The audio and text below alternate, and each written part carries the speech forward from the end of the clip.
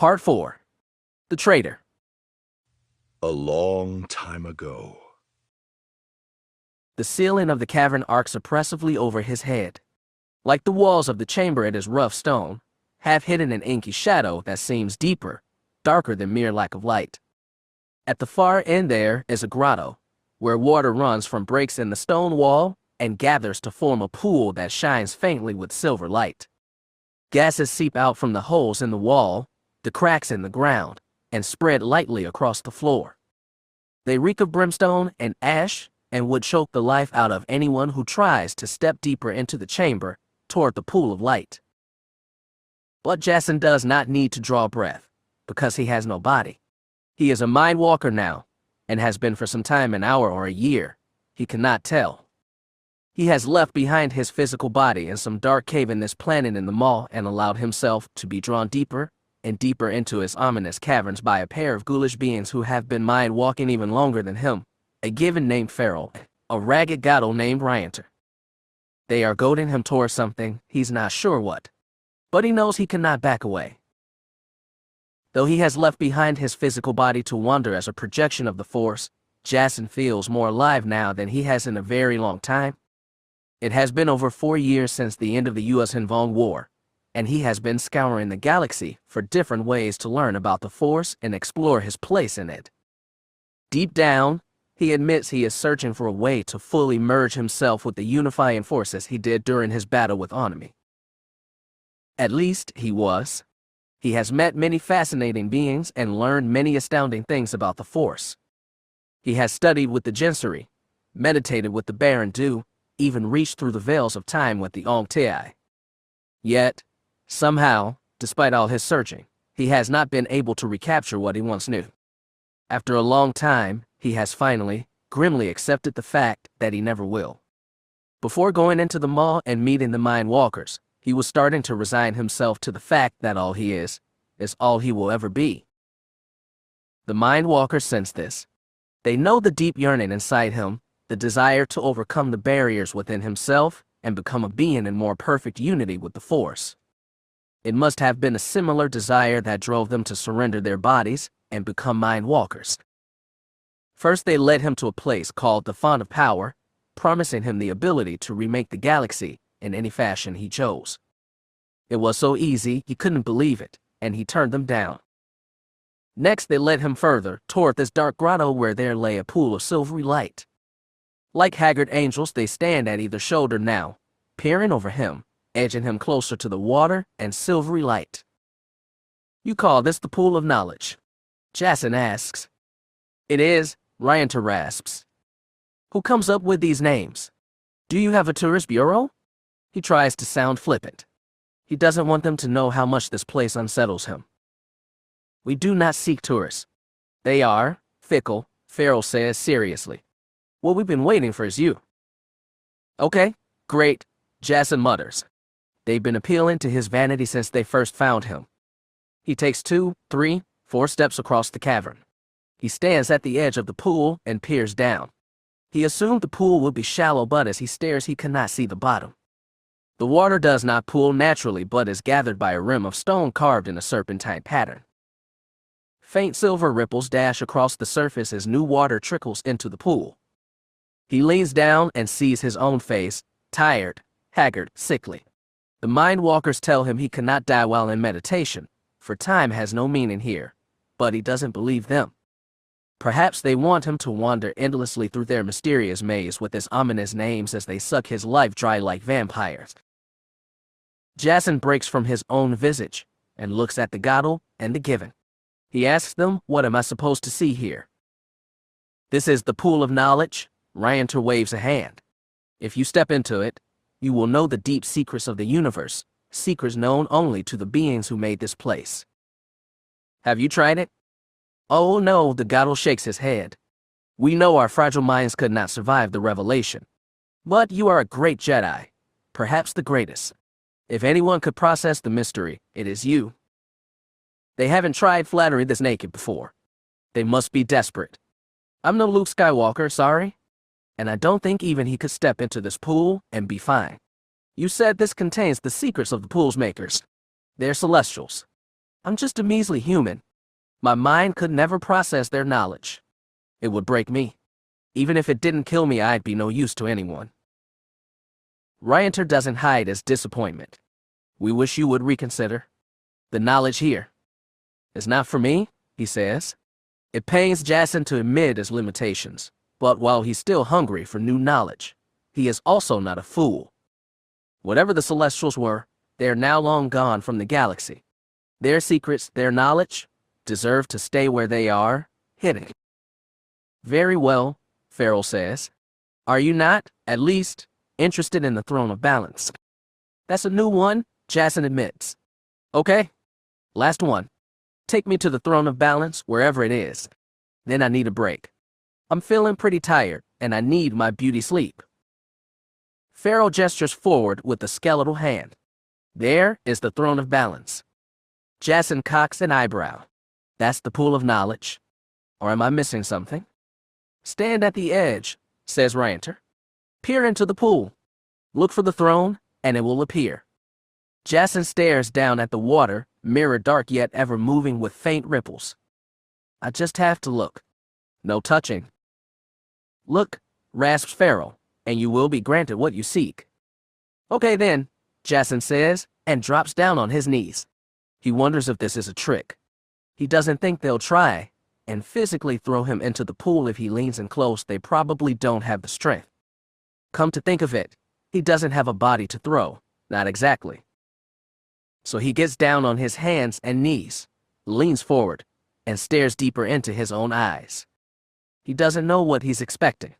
He doesn't know what he's hoping for. He came into this strange place almost as a routine, one more exotic force method to learn. His mysteries have recaptured some of the excitement he first felt when going out on this journey, but he also feels a sense of foreboding he has not known since the U.S. Hanvong War. As he stares into the pool, his own reflection falls away. The water still moves only faintly, but something else has changed. Shapes of misty silver light seem to drift across the surface of the pool, but as soon as his eyes focus on one, it disappears and becomes something new.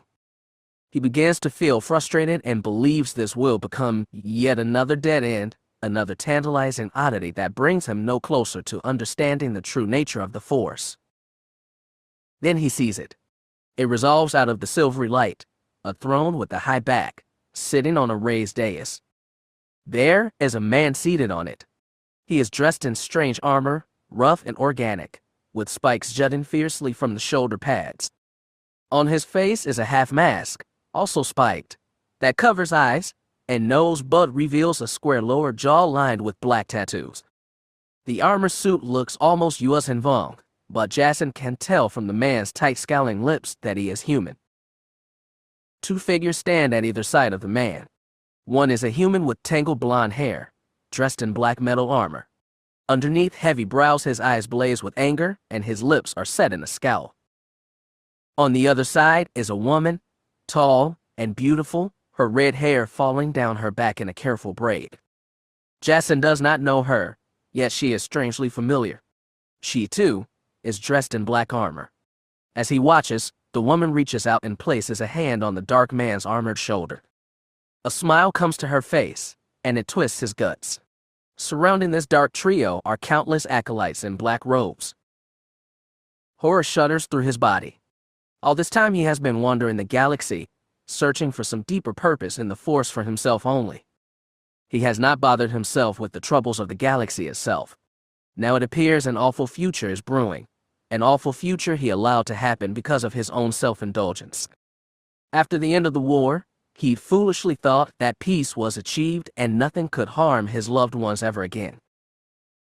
The problem with happy endings is that nothing is ever truly over. His mind races back nearly 10 years, to his time spent dithering on whether or not to use the Force until his mother's capture by Savin-La on Duro had forced him to take action.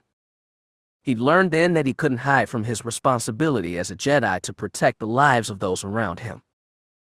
After his experience with Verger and his brief union with the Force, he'd gone back to his old, monastic path of contemplation and philosophizing while the galaxy threatened to tip once more into darkness. He could not make the same mistake again. He's transfixed by the vision, less by the man in dark armor, or his angry male acolyte, than by the woman. He knows her, but he doesn't. She almost looks like Tenoka, but is certainly not her. He feels deep in his gut that this is a woman he will know, and that she will bring him great joy and great pain. He knows, with equal sureness, that he must protect this woman at all costs. He must prevent a future where this woman, whoever she is, becomes an acolyte of the Dark Man. And whatever pain this woman will bring, he swears it must be his alone to bear.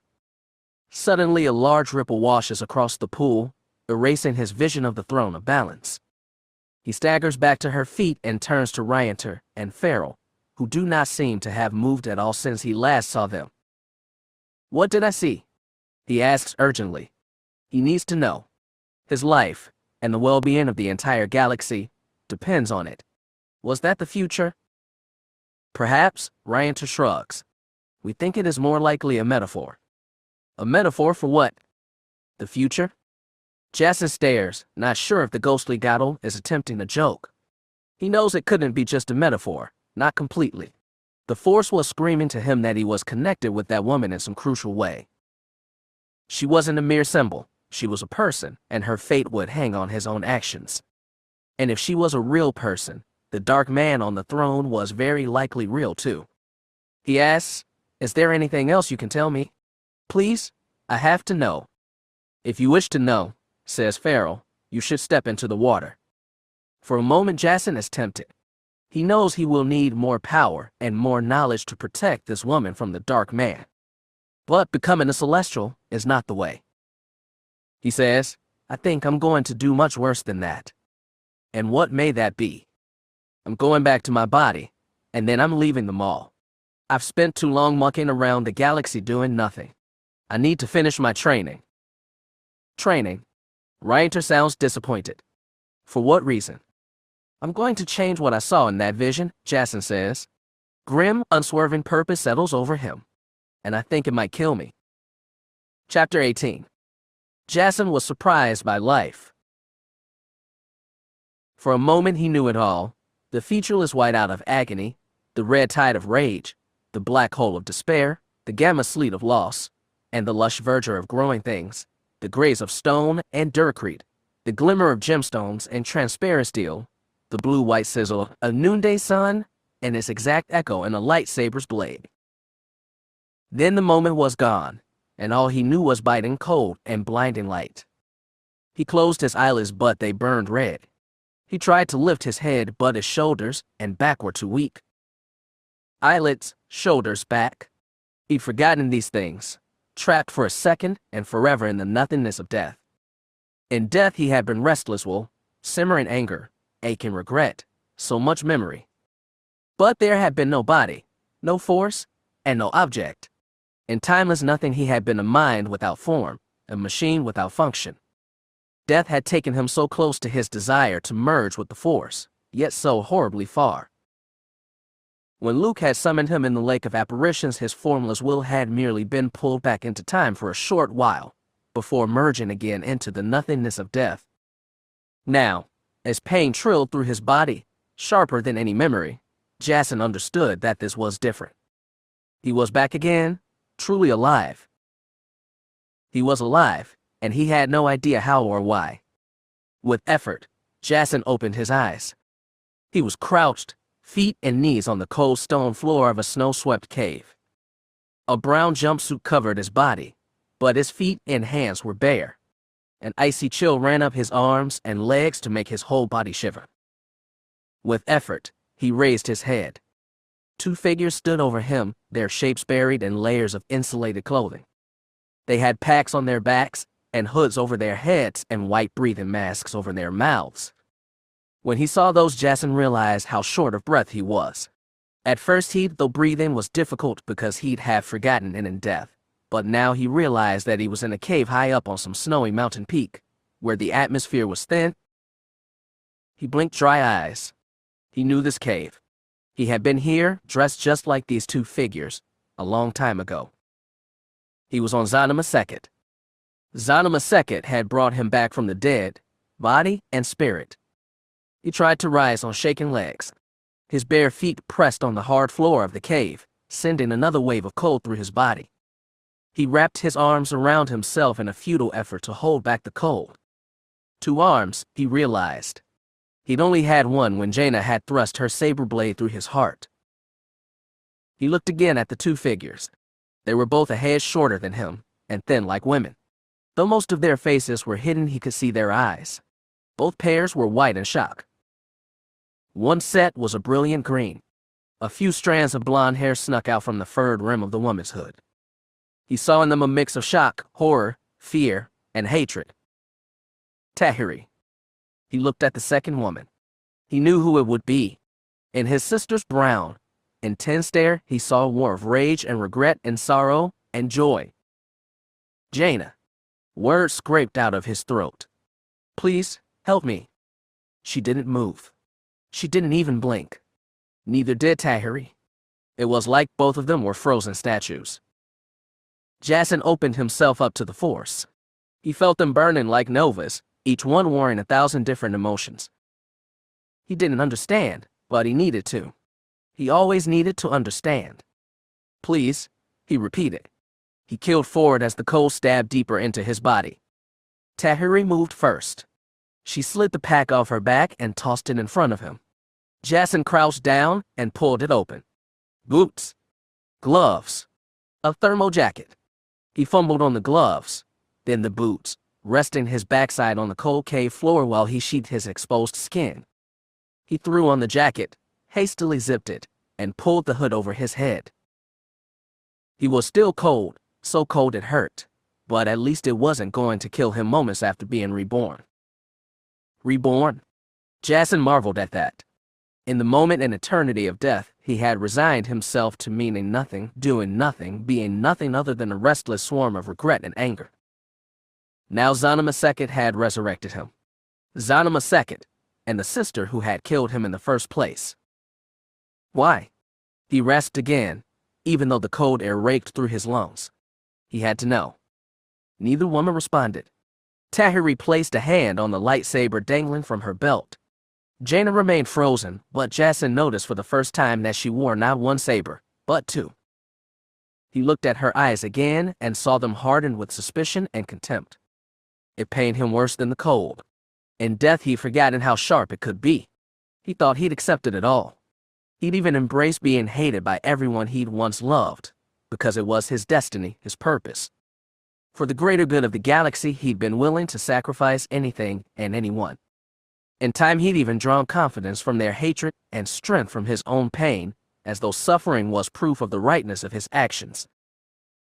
Now he saw the hate in both their eyes, and he knew he deserved every bit of it. Please, he gasped, just tell me why. He thought they'd stare at him forever like baleful statues. Finally, Jaina spoke. He said to trust the Force. What? Jasen shook his head. Jaina, just tell me. I'll trust the Force, she said, but I won't trust you. She reached into the pocket of her jacket and threw something at his feet. A pair of secure metal stun cuffs. His first instinct was to laugh. No simple mechanical toys could hold him. But he was the one freezing and gasping for air, and they were the ones with lightsabers. So he reached down and clamped one cuff around his right wrist. Before he could shackle his left one, Jaina said, "Turn around." There was no point in arguing. He turned to face the mouth of the cave. As he squinted at the brilliant snow-white slope, she clamped the shackle on his other wrist, effectively sealing both hands behind his back. Okay, his sister said. March. Jasen marched. When he stepped out into the sunlight, the snow became even more blinding, and the wind more chilling. He saw the black, gleaming form of a second shuttlecraft down the slope, and knew where to go. Jaina and Tahiri stayed behind him the entire time, and he had to take every step slowly and carefully. With his hands behind his back, he had to twist his torso to keep balance, and every motion ached the muscles on his back and stomach. When he got to the shuttle, he looked over his shoulder. Jaina was about 3 meters behind him, Tahiri 6. He couldn't read their eyes from that distance, but they still poured the same mix of suspicion, hatred, and disbelief through the Force. When the entry ramp lowered, Jaina went into the shuttle first, then stepped aside to let Jasen enter. The interior was not warm, but at least it provided relief from the wind and thin air. The thick, full air made his lungs sting, and as he gasped in rich, painful gulps of oxygen, Tahiri dropped onto the deck behind him. With the flick of the force, she raised the ramp and closed the hatch, sealing the three of them inside. The women drew back their hoods and unhooked their breathing masks, each using their left hands while their right ones stayed close to their lightsabers. Both looked much as he remembered them, but different, more tired, more haggard, more bitter and suspicious, but they hadn't aged considerably, which was good. It meant he hadn't been gone too long. Now what? He looked at Jaina, then Tahiri. He didn't bother asking them to take the shackles off. Let's go to the cockpit, Jaina said. She turned and walked down the corridor. Jasen followed, Tahiri some 2 meters at his heels. Bright sunlight, amplified by the glaring snow, shone through the gem-like material of the cockpit's forward viewport. And here it was nearly as bright as outdoors, and Jasen could take in everything clearly. The control panels, the high-backed seats for the pilot and co-pilot, the 2 lower-backed seats of passengers behind those. He saw something flicker over the shoulder rest of the right passenger seat. Then the seat rotated to face the entryway. Squat on the seat of the chair, like a bird hunkered in his nest, was Verger. Her feathers rustled as her long neck extended, raising her head and flaring a bright crest. Her head tilted slightly, and her black eyes watched him curiously. Jasen reached out in the force for his old mentor, but she was not there. This was Sekit, the living world. Sekit, the one who had somehow brought him back to life. Please, all of you, have a seat, Sekit said. We have a good deal to talk about. Tahiri and Jaina stared at Verger's image but did not move. Jasen surmised that they were just as surprised by his appearance as he was. If they would not sit, he would. He walked over to the other passenger seat, turned it to face Verger's image, and sat down. He hunched forward awkwardly, hands still clasped behind his back, and stared into the apparition's black eyes like he was searching for the planet's soul. Why? He asked. Why did you bring me back? A smile settled on Verger's mouth. It's very good to see you too, Jasen. You might be alone in that. He glanced over at Tahiri and Jaina, who remained standing and staring at the two of them like they wouldn't believe either was really there. He looked back to Sekit and said, Please, I need to know. They don't seem to want to tell me anything. This is very difficult for them, Sekit admonished. It's difficult for me too. I was dead, Sekit. Dead. I've been many places, studied with different sects, and none of them believed the Force could return to dead to life. Certainly not when their bodies had been destroyed. Plenty claimed to speak with the ghosts of the dead, but this, he shook his head. You know this is no ordinary place. You, Jaina Solo, are no ordinary being. It brought back Mara, Jaina said. There was no accusation as she named the woman Jasen had killed. She was too shocked for that. Ben talked to his mother. Ben, Jasen echoed. He hadn't even thought of the teenager. And if Jasen had been gone, even for a few years, he was surely a man now. He tried to remember the last time he had ever seen his cousin, the promising young Jedi who had once followed him, adored him, and lavished him with trust and affection. It had probably been over Kashyyyk, when he strapped Ben in the embrace of pain and tortured him until Luke came to free him. He felt a stab of regret over that, but he tried to force it down. Yes, he should never have tortured Ben. It was a mistake to pull him away from his parents and lead him down the dark, difficult path of the Sith. What he'd done for the sake of the galaxy. It may have been a mistake, but his intentions were good. His cause was noble. He had to cling to that, despite the claim Luke had made in the Lake of Apparitions about the ancient evil he'd supposedly unleashed. Is Ben here? He asked finally, looking at his sister. To his surprise, Jaina glanced at Verger's image. He cocked his head thoughtfully. I believe he is on this planet. Yes. I sense his faint presence, and another's, but I can't pin down their location yet. He saw the concern on Tahiri's face, and the scowl on Jaina's. He asked, what other? Long story, Jaina grunted, and volunteered nothing else. Jasen knew he wasn't going to get anything out of her. There was no point in pressing. Is Mara still here? Did you bring her back? Really bring her back? Like you did me? He didn't know what answer he wanted to hear. He didn't hold it against his aunt for trying to kill him. She'd been protecting Ben after all, and lost besides. He did not, however, want to risk her further wrath. But Verger's head wagged from side to side. No, I was merely able to summon her as a specter. She talked with your cousin for a short time, then was gone. Why? What was the difference between her and me? Verger seemed to sigh. Thus far I have only been able to contact the departed spirits of those whom I knew in life. Because we knew each other so well, yours is the only one I have been able to give form to, and even I cannot say how long it will hold. What do you mean? Tahiri spoke up. Is he just going to fade away all of a sudden? She talked about Jasen like he was an object, not a person. Probably that distance was her way of getting through the shock and pain of being with him after all he put her through. He found he regretted that, not because his goals had been wrong, but because Tahiri deserved better than the painful path of the Sith. From the moment he'd seen the image of the Dark Man on the throne of balance, he'd known in his gut that it was a painful fate he'd have to bear alone. Yet he tried to drag Ben and Tahiri along because he wanted an apprentice, because he was weak and lonely, because he wasn't ready to embrace the pain of sacrifice fully. All things considered, it had been a major step in his downfall. Second, meanwhile, considered the question. I am no longer sustaining Jasen's spirit, as I was Mara. His body and soul are merged. His restlessness, his need to live again, is unlike anything I have felt before. If that great desire passed from him, I don't know if I will be able to bring him back. If he were to leave the planet, his body would probably dissolve, but as long as he is here, he might continue to live, as a normal human would. Or perhaps not. But I cannot say. As a normal human would. The idea shocked Jasen. He was still trying to believe this wasn't some grandiose fantasy concocted by a mind lost too long in death's nothingness. He was here, on Zanima Second, alive again. He could live out the rest of a normal life here. He could see Alana and Tenokai again. He stuffed that thought aside. He just berated himself for being weak and relying on others. The thought of his lover and daughter ached him worse than even the biting cold, but they were a distraction light years away. Worse, they probably hated him as much as Jaina and Tahiri, if not more. Not that he could blame them. Why do I have a body?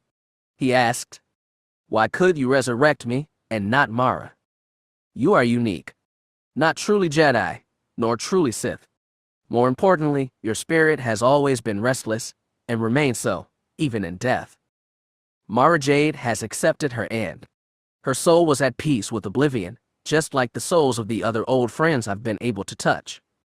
She had no desire to be resurrected. But I'm different, he said knowingly. Yes, said Sackett. Of all the souls I've touched through the veil, you alone not just wanted, but needed to come back. When he died, he had accepted it. The galactic alliance he'd left behind was strong. Tenokai and Alana were safe. The Dark Man and his vision had been defeated.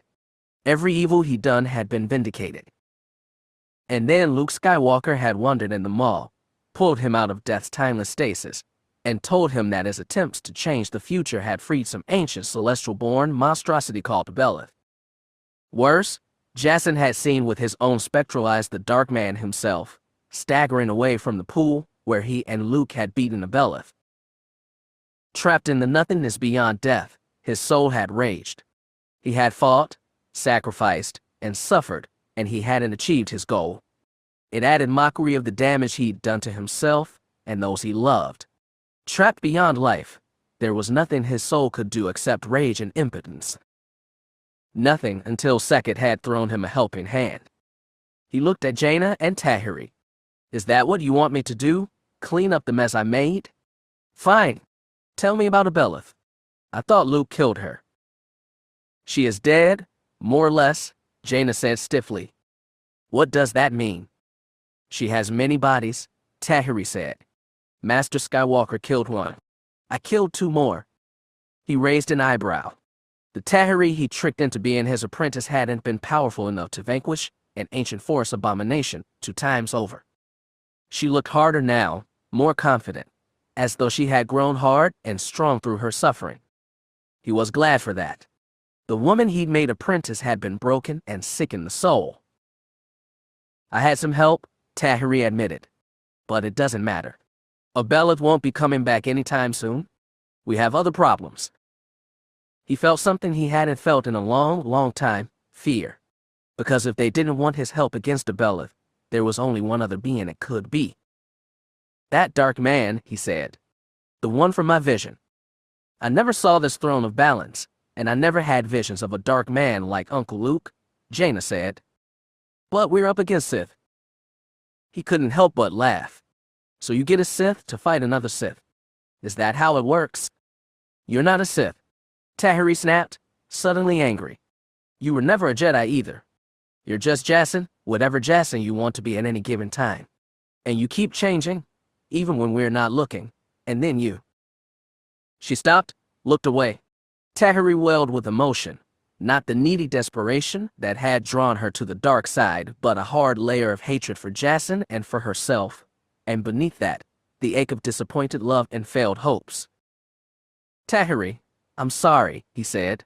He didn't think, just said it, and was surprised when the words left his mouth.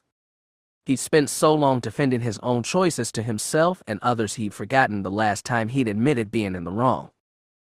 She didn't look at him or acknowledge his apology. He didn't blame her. He didn't expect anyone to forgive him for the things he'd done. He looked back at Verger's image. Okay, so you want me to fight the Dark Man. Good. I'll do that happily. I already died once trying to stop him. I'll do it again if I have to. I'll do anything to win. He heard a sound from Jaina, like something had lodged in her throat.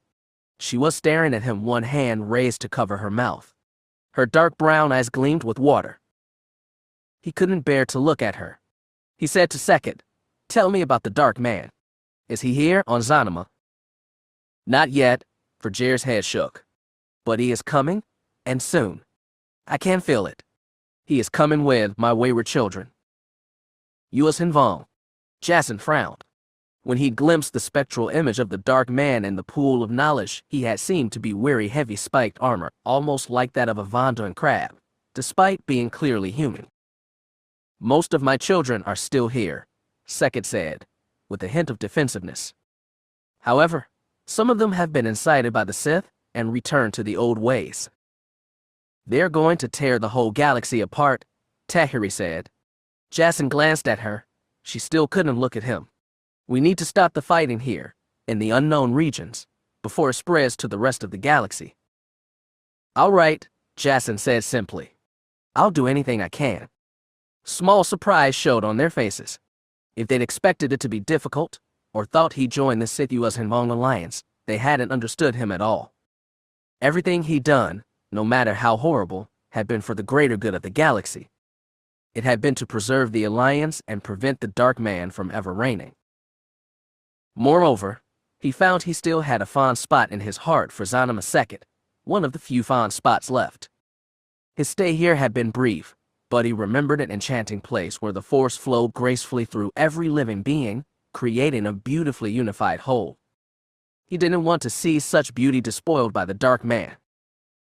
What else do you need? He asked Sekit. Verger seemed to sigh again. There are a great many things I'd wish to have, Jaina Solo, but I don't think I'm ready to talk about them yet. There are things I must consider. He was surprised to find the living world reticent. It seemed strangely human in its apparent self-doubt. When you're ready, I'd like to talk more. He didn't expect to get much conversation out of Tahiri or Jaina for a while. Of course, Jaina Solo, Verger's head bobbed. As would I. Then Jasen blinked, and it was gone. The cockpit suddenly yawned with silence and bright emptiness. He rose to his feet, glanced out the viewport at the snow-bright mountainside, then looked to Jaina and Tahiri. That's it, then he said. We should get going. Neither woman moved or looked at him. Well, I can't pilot myself. He jangled his restrainer cuffs. Tahiri moved for the co-pilot seat. She kept her blonde head down and one hand on her lightsaber. Jasen stepped against the wall to let her pass, then waited for Jaina to move. His sister lingered on the far wall, staring at the floor, her face hidden by a curtain of brown hair. Then she walked for the pilot seat. As she passed Jasen, her head tilted up. The hair fell away, and her eyes locked with his. Through their gaze, through the Force, through their old long-lost twin bond, he felt it all. The grief, the anger, the regret, the empty aching hole he'd torn in her life, the lost warmth of trust and shared memories. It lasted only a second, and then it was gone. He tried to remember the last time he'd seen his sister, talk to her, when they didn't have lightsabers in hand. He tried and failed, and was surprised how much that hurt. Jaina sat down at the pilot seat and began pre-flight checks. Jasen sat down in the passenger seat behind, hunched awkwardly forward. After a minute, Jaina started the engines. The ship rose into the bright blue sky, accelerated smoothly, and soared among white peaks and white clouds. As the ship banked, sunlight spilled on Jasen's face, gently warming it. Long before he died, he'd forgotten how good it felt to be alive. Chapter 19. The shoreline was one of the most harsh and beautiful things Vestara had ever seen. The water was a clear, pristine blue that glimmered in the midday sun as it stretched endlessly toward the horizon, where it met an even bluer sky. Only a few thin white cloud streaks interrupted a featureless dome that spanned in every direction. The land was a different story. Swathes of smooth black rock, born from the cooled lava of an active volcano, ran downslope until it suddenly plunged into the sea. Thin trails of still-flowing molten rock, seeping down conduits buried by layer upon layer of cooled lava, released sporadic geysers of reeking brimstone through cracks within the obsidian landscape. In the near distance, some 50 meters down the black cliff shoreline, fresh lava poured into the sea, fueling a never-ending cloud of black steam that rose from the water with a constant angry hiss. Vestara stood on the cliff's edge for a long time, watching the beautiful ocean and the hellish black landscape grind against each other and send an ugly plume into the sky. She didn't know what to make of it, but something told her a Sith should appreciate the savage contrast. Ben wasn't so impressed. "We should keep going," he told her. "We need to find food somewhere, and there's nothing here." Vestara gave him a baleful glare, from which he didn't flinch. It wasn't that damnable Skywalker nobility that kept him from being scared. The young Jedi was a bruised, dirty, sweaty mess. He looked so exhausted he could barely stand, and she could feel his weariness through the Force. She nodded, and they continued their trek across the island. At first they hadn't known it was an island, but at this point it seemed pretty incontrovertible. They'd been walking along the coast for the better part of a day, had spotted no land on the blue horizon, and were clearly working their way around the curve of a coastline. The face of the black volcano, always on their left side, had gradually changed, but the peak itself remained in a constant position. When ship had been torn out of the sky, Ben and Vestara both had been tossed around its cabin like children's toys. The sheer violence of their fall should have killed them, but somehow ship had projected itself into both their minds, keeping Vestara conscious and waking Ben. As it tumbled back toward the planet's surface, ship had opened its main portal. Moments before smashing into the ocean surface, the ancient Sith meditation sphere had thrown them free and sent a parting message through both their minds. Together, seek your destiny. Through luck or intention, ship had tossed them into the water not far from a coastline. Vestara could barely swim with only one arm, but Ben, noble Skywalker that he was, had reached out with the Force and helped her to a black sand beach. When her exhaustion had cleared, the first thing Vestara felt was grief. She never understood what ship was exactly: ancient machine, living spaceship, overgrown pet hound, but it had been her only companion for years. She thought she'd gotten used to a fate of loneliness, but she'd had one good, trustworthy friend all along. She only realized that once it was dead. Like so many things in her life, it was a lesson too late. The ocean water on her face hid any tears. She pushed the sorrow aside, plucked the lightsaber from her belt, and pointed its violet blade at Ben. She told him to march, and he complied without a word. They walked for hours, saying very little. Ben staggered over the uneven black terrain. He was clearly exhausted, thirsty, hungry, and dangerously fatigued. Vestara wasn't much better. The air was much warmer and thicker than it had been in the village she'd taken Ben from. Most likely that had crashed somewhere near Zana Maseket's equator.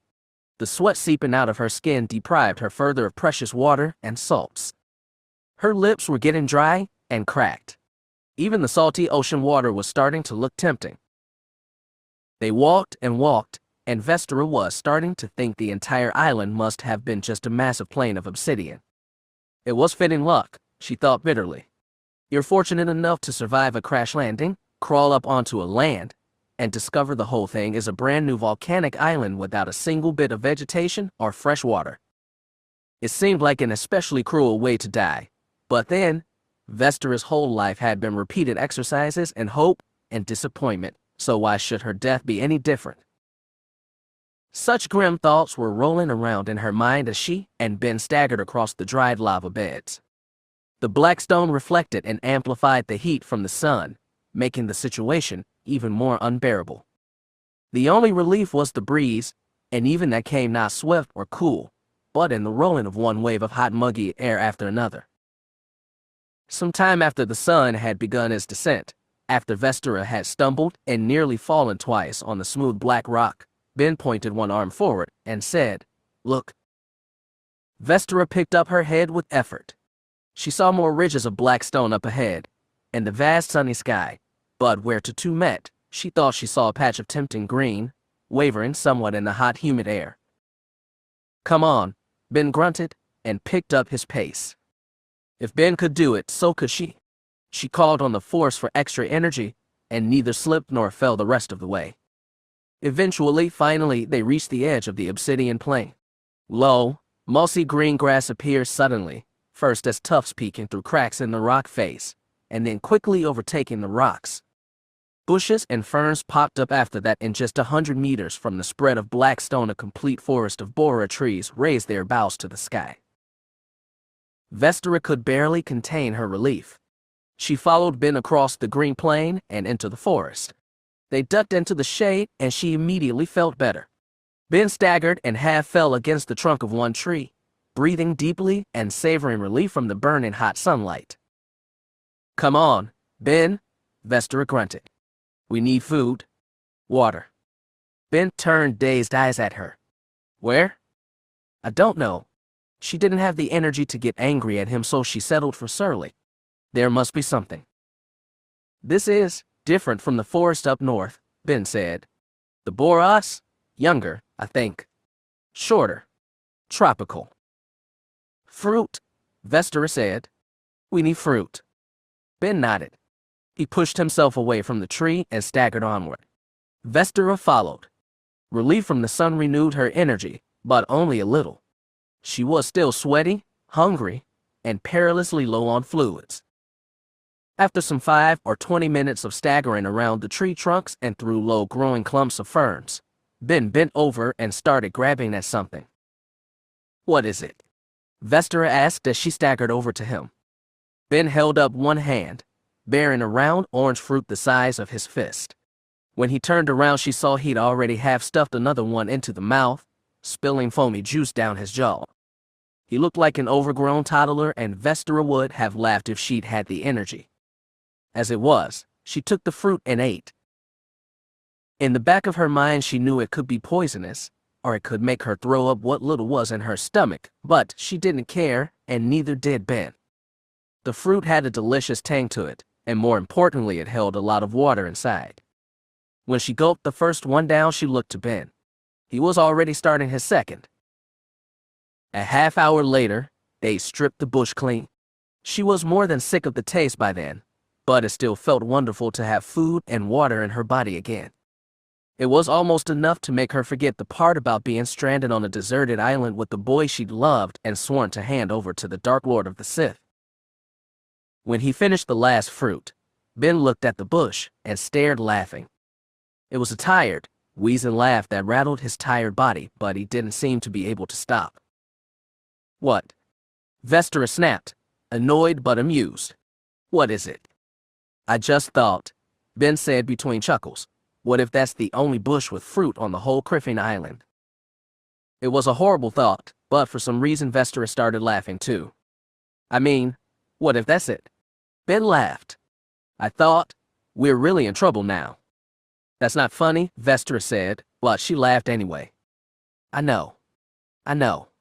But it's, Ben's laughter ran dry. He shook his head. Oh, fearfeck. Vez, are we? Stop. Vestara commanded. She put her hand on the saber attached to her belt but didn't take it out. Just keep walking, Jedi. Ben held out his arms and looked around the forest. Walk where? Until we find another bush. Or some meat, or some fresh water. Okay, fine. Ben looked dejected. Vestara heard something rustling overhead.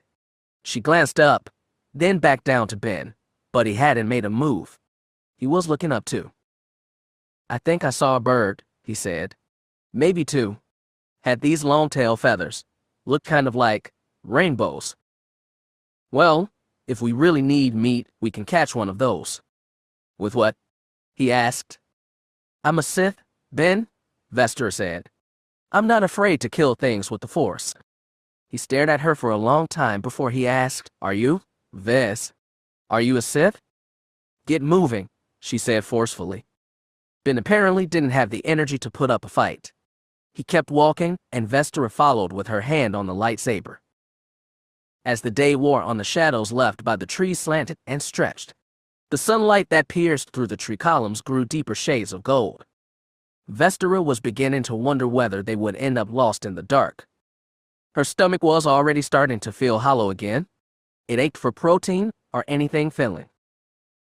Just as the shadows were getting too deep for them to move safely through the forest, Ben led them into a clearing.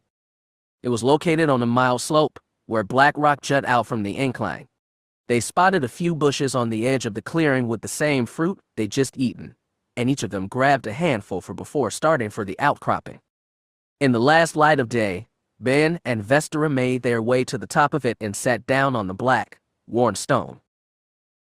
For a while they ate in silence. From their position they could see the black stone peak of the volcano, a broad swath of forest spreading further to the west, and the last glimmerings of light on the ocean in the far northern distance. When she couldn't take the silence, she asked, Well, what? Ben said, Are you going to do anything? Say anything. I kidnapped you, Ben. And then ship crashed and we ended up stuck on some deserted island and nobody knows if we're alive or dead. And we don't know if they're alive or dead. We could be trapped here forever. Don't you have anything to say? He looked at her with a blank expression. She couldn't tell if he was too tired to think or if he was hiding his thoughts. She couldn't sense anything from him in the Force. Aren't you at least going to try to escape? She asked. Where would I go? Ben gestured to the jungle spread around them. I'm pretty sure nobody's here. We'll both be safer if we stick together. So you don't need to stay up all night with one hand on your lightsaber. But you'll try to do it anyway, won't you? Trust is not the way of the Sith. But you're not really a Sith, are you? He asked it so easily, so calmly. She felt a spike of anger and said, If I'm not a Sith, then what am I? He stared at her with those dull eyes for so long she didn't think he was going to respond. Finally, he said, Tell me about the people you're with now. There, out with it at last. She'd been starting to wonder if he was at all curious as to what she kidnapped him for, what she'd been up to since he last saw her. Deep down, a shameful part of her just wanted him to care. They call themselves the One Sith. They've been in hiding for a long time. I don't even know how long. And why did they want me?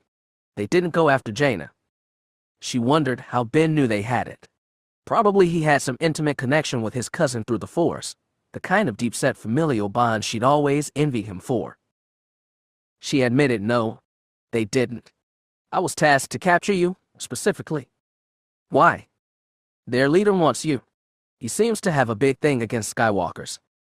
Ben glanced at the darkening treetops, then back to her. Is this leader a big man, wearing spiked armor? He says he fought a Belith with your father, she said. He was wounded, and he went to the U.S. Hinvong for help healing. He has some kind of armor they built. I think he was their captive once. Ben considered the information in silence. Vestara didn't know why she'd told him so much detail. And once you deliver me, what happens to you? He asked. Vestara blinked. Did he care about that? She hardly did. She carried out Krait's order, or attempted to, because she knew she had no other option. The Dark Lord of the Sith was not a being you said no to. He said I would join them, she told Ben. I would become one Sith and help them carry out their revenge on the Jedi. Revenge? Ben sighed. Kind of lame, isn't it? What? Somebody hurts you, you hate them, you hurt them back. They hate you more and try to hurt you again. It's pretty boring, right? Repetitive. All right, Vestara said.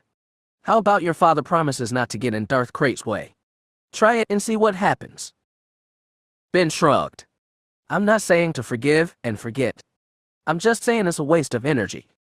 Night was falling fast, and his face had become blurred by deepening shadow. Still, she felt his gaze piercing into her. Don't try to convert me, she snarled. I'll never be one of your little Jedi friends. You should know that by now. Ben gave a sigh, deep and sad. For the first time, emotion came into his voice. I do, Vez, and I was stupid to try and make you a Jedi. But I don't think you're a Sith either. Still the same, stupid, idealistic Ben. She'd been born a Sith, raised a Sith, and would die a Sith. She'd accepted that long ago. Even in her period of wandering, stranded between the Lost Tribe and Krait's, she never stopped considering herself Sith, just like Ben could never stop thinking of himself as a Jedi. Sith is my birthright, she said. It's all I am. All I can ever be. Is it what you want to be? She wanted to say yes, of course, but stopped herself. What I want doesn't matter, and never has. For so long she'd wanted to please her father and Lady Rhea, and after that she'd wanted to please Ben. Did she want to please Krait now? No. She obeyed because he terrified her. She no longer knew what she wanted. A part of her had simply stopped wanting because she never got what she desired anyway. Ben seemed to examine her in the dark. After a while he said, Vez, you don't have a master anymore. The Lost Tribe is gone. The one Sith is somewhere out there, probably, but they're not here now. Right now, you can do whatever you want. I tried that once with you. She shook her head, sneered, but still saw hope in his eyes. Ben thought he knew her, understood her. He overflowed with sad empathy. But he was wrong, and his delusion filled her with revulsion and brought words rising out of her like bile, scorching her throat. I'll tell you who I really am, Ben, he croaked. Do you remember Natural One? She surprised him finally. Blinking, darted, he asked, what about her? Just thinking of the falling Jedi took Vestara back years, to the cavern on Apexer. She remembered the choking dark side miasma, the ancient hunger emanating from the Sith-created dream singer. In her mind's eye she could see that monster cornering the three of them in the cave, her, Ben, and Natua. I killed her, Vestara said. I felt the dream singer. It wanted you? You were wounded, but it sensed your powers. Ben stared at her, face blank in terror. She swallowed the taste of ashes and didn't look away from his eyes. I killed Natua. I knocked off her breath mask, wounded her. Let the dream singer devour her so I could grab you and take you away. And now, finally, she'd heard him. She saw shock give way to bitter anger and a flash of hate. Vestara went on. Once the floodgates opened, the truth kept coming out. Maybe I could have teamed up with Natua to fight off the dream singer and protect you. Maybe not. I didn't even think about it. I went with my instincts and sacrificed her to save you because here she faltered, but only for a moment. I loved you. She saw his shoulders shudder with new weight. His eyes darkened with guilt of another death for his sake. That's what I am, Ben. What I'll always be. A Sith. I'd do it all over again. She lifted his chin proudly, daring him to condemn her with righteous Jedi platitudes. Finally, Ben looked away. She felt him retreat inside himself in the Force, to nurse a new and unexpected pain. "Well, Ben, do you still think you can save me? Or do you hate me too?" Without lifting his head, Ben said, "Not as much as you hate yourself." Vestara flinched. All the black triumph of a moment ago evaporated. She felt fragile once again. He stretched out his legs and lay back. "I'm going to sleep now," Ben said, turning fully away from her and stretching out legs. "You can do whatever you want." Then he lay flat on the rock, face toward the stars, and didn't move. Vestara sat there for a long time, watching him, waiting for him to try something, say something. There was no response. He closed himself off from her entirely in the Force. In the darkness, it was like he wasn't even there at all. For the first time since crashing on this island, Vestara truly felt alone. Hate and truth had exhausted her. Her eyelids were very heavy. Even her limbs felt like they wanted to melt into the black stone beneath her. She scooted until her back rested against a chunk of rock. Still facing Ben, she relaxed her body. She tried to stay vigilant, tried to keep her attention on Ben, but her body was too weak. The blackness of night stretched out and consumed her. She awoke to fresh sunlight and birdsong. Her eyes popped open and her body jerked upright. Ben was sprawled out in front of her, apparently still fast asleep. Morning light slanted across the treetops and the rock, carving deep shadows in the peak of the distant volcano. The light made Ben look old and withered, but also peaceful. A pair of birds skipped across the edge of the rock, picking at the small patches of green moss on its underside. When Vestara moved, two pairs of tiny black eyes reared up to look at her. Each bird was about half as long as her arm, with additional tail feathers trailing another half-arm length. Their breasts were white, their backs green, their wings brown. Just as Ben had said, those tails shimmered with a full spectrum of colors. Smaller crests with the same multicolored brilliancy flared on top of their heads. Vestara moved a leg, and both birds burst into the sky with a flutter of wings. When Ben woke up, he didn't say a thing to her. He was still closed off in the Force, guarding his feelings. Very briefly, they made eye contact. Then he went down to the nearest fruit trees and scavenged a meager breakfast. With no other choice, Vestara joined him. After that, they went down into the forest again. They tried to keep moving in the same direction, with the goal of circumnavigating the entire island. The task might take another day or it might take a week. At the very least, they lost nothing in exploration. Given that this was a young volcanic island, Vestara doubted it had any fauna besides birds and insects, which made opportunities for protein scarce. At one point, they found a brush growing some kind of nuts.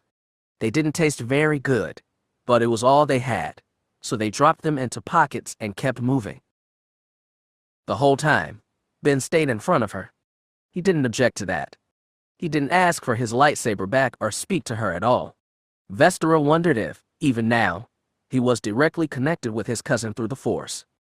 The thought of the sword of the Jedi swooping out of the air to fight her was, frankly, terrifying, but she had to believe not even the Grandmaster's son had that kind of power. After they covered maybe 3 kilometers, they found another bush with fruits and sat down to eat. By then, the sun was higher in the sky, and more light shone through the multicolored leaves overhead. Ben was halfway through his first fruit when he shuddered and dropped it. For a moment, he just stared blankly into space, juice-wet jaw hanging stupidly open. "What is it?" Vestara snapped. "You felt something in the forest, didn't you? What happened?" Slowly, his jaw clamped shut and his shocked white eyes found focus on hers. "Something impossible," he said. Chapter 20. Jasmine lay flat on her back with a face full of wiring. Her legs stuck out from beneath the console, one perfectly normal, the other still half encased in a back-to-field cast that covered most of her thigh. It was clunky, but she seemed to get around for the most part. She said the pain from the stab wound itself was pretty minor so long as she didn't put too much weight on it, which was why she'd spent most of the day hobbling around on a thin plasteel crutch. The rest of the time she was like this. It was enough to make Scott feel almost grateful for the ministrations on his own leg wound. After Jasmine fused the last breaker, she scooted out from beneath the console and sat upright. The interior of the long-range communication station at the base of the transmission tower was filled with a mix of techs, Alliance, Imperial, and Pharaoh.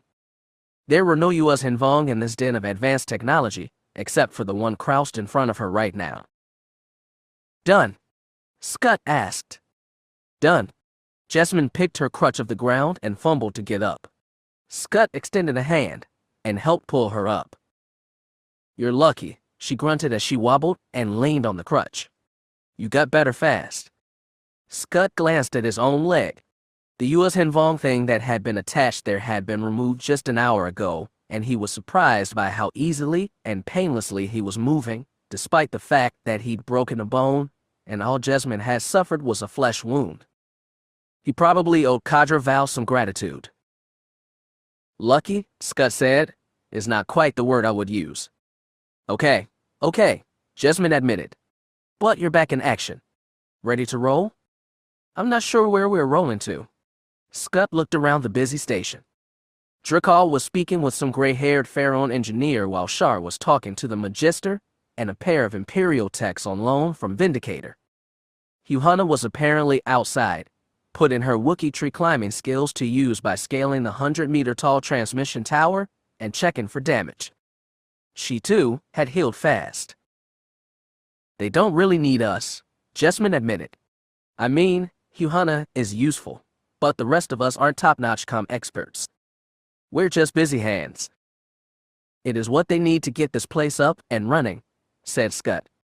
Yeah, I know. I just wish I could do something besides hobble on a crutch and fuse wires together.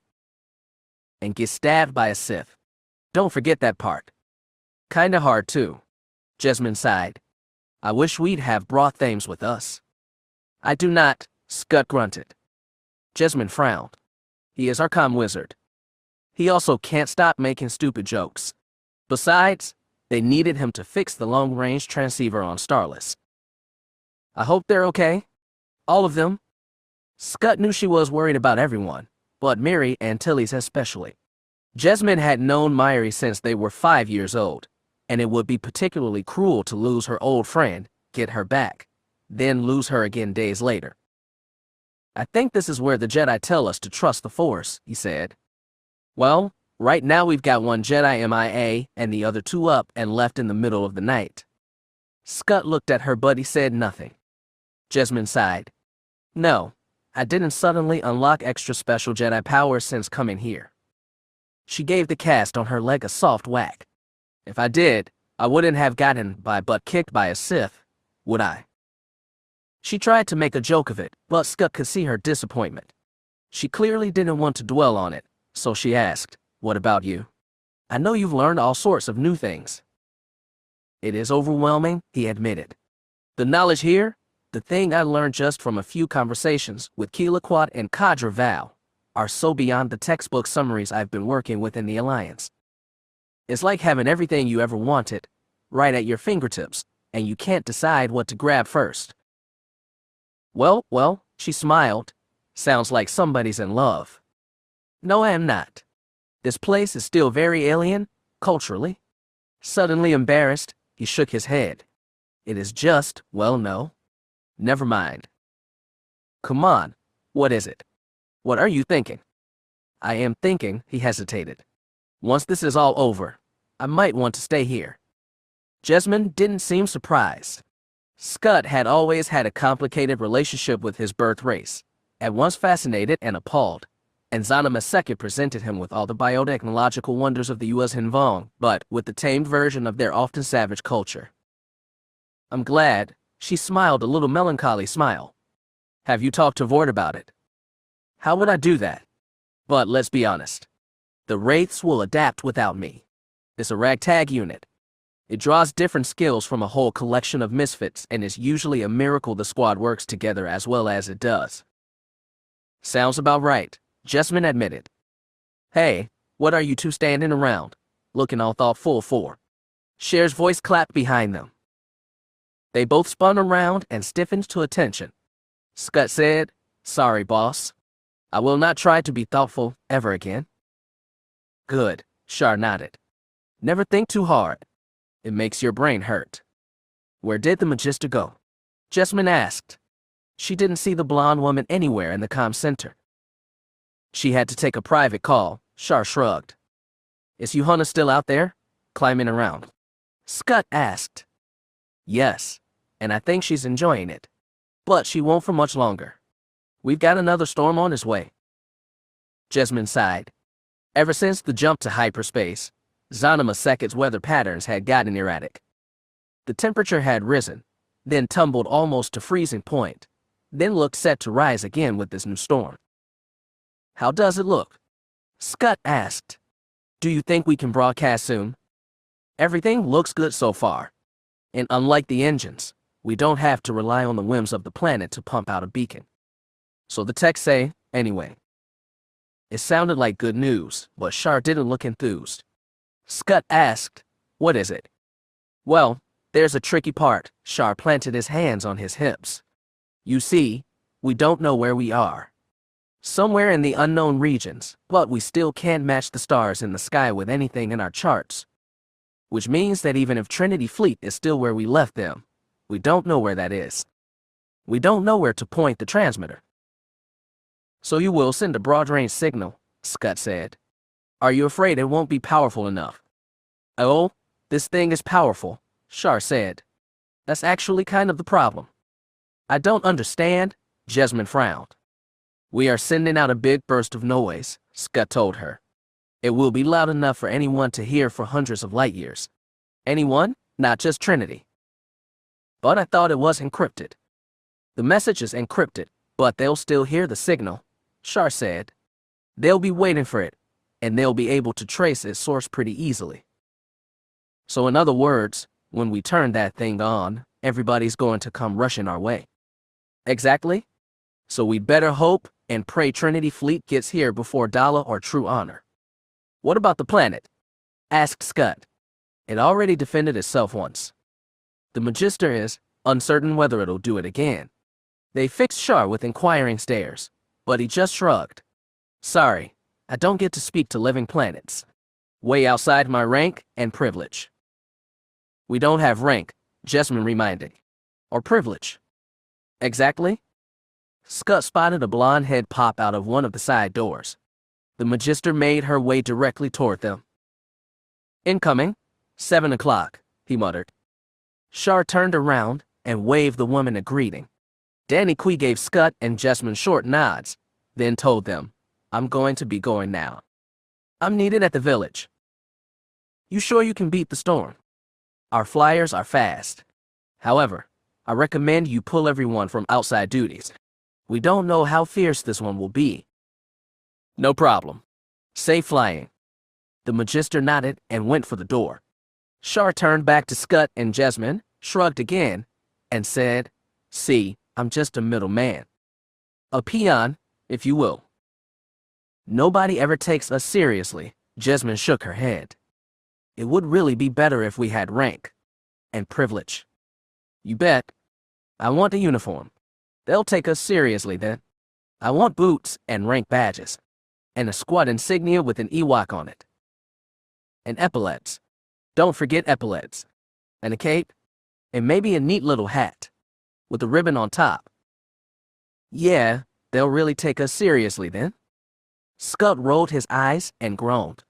Please stop talking like Thames. Rain was already starting to fall as the Magister's nimble flyer settled down over the landing field.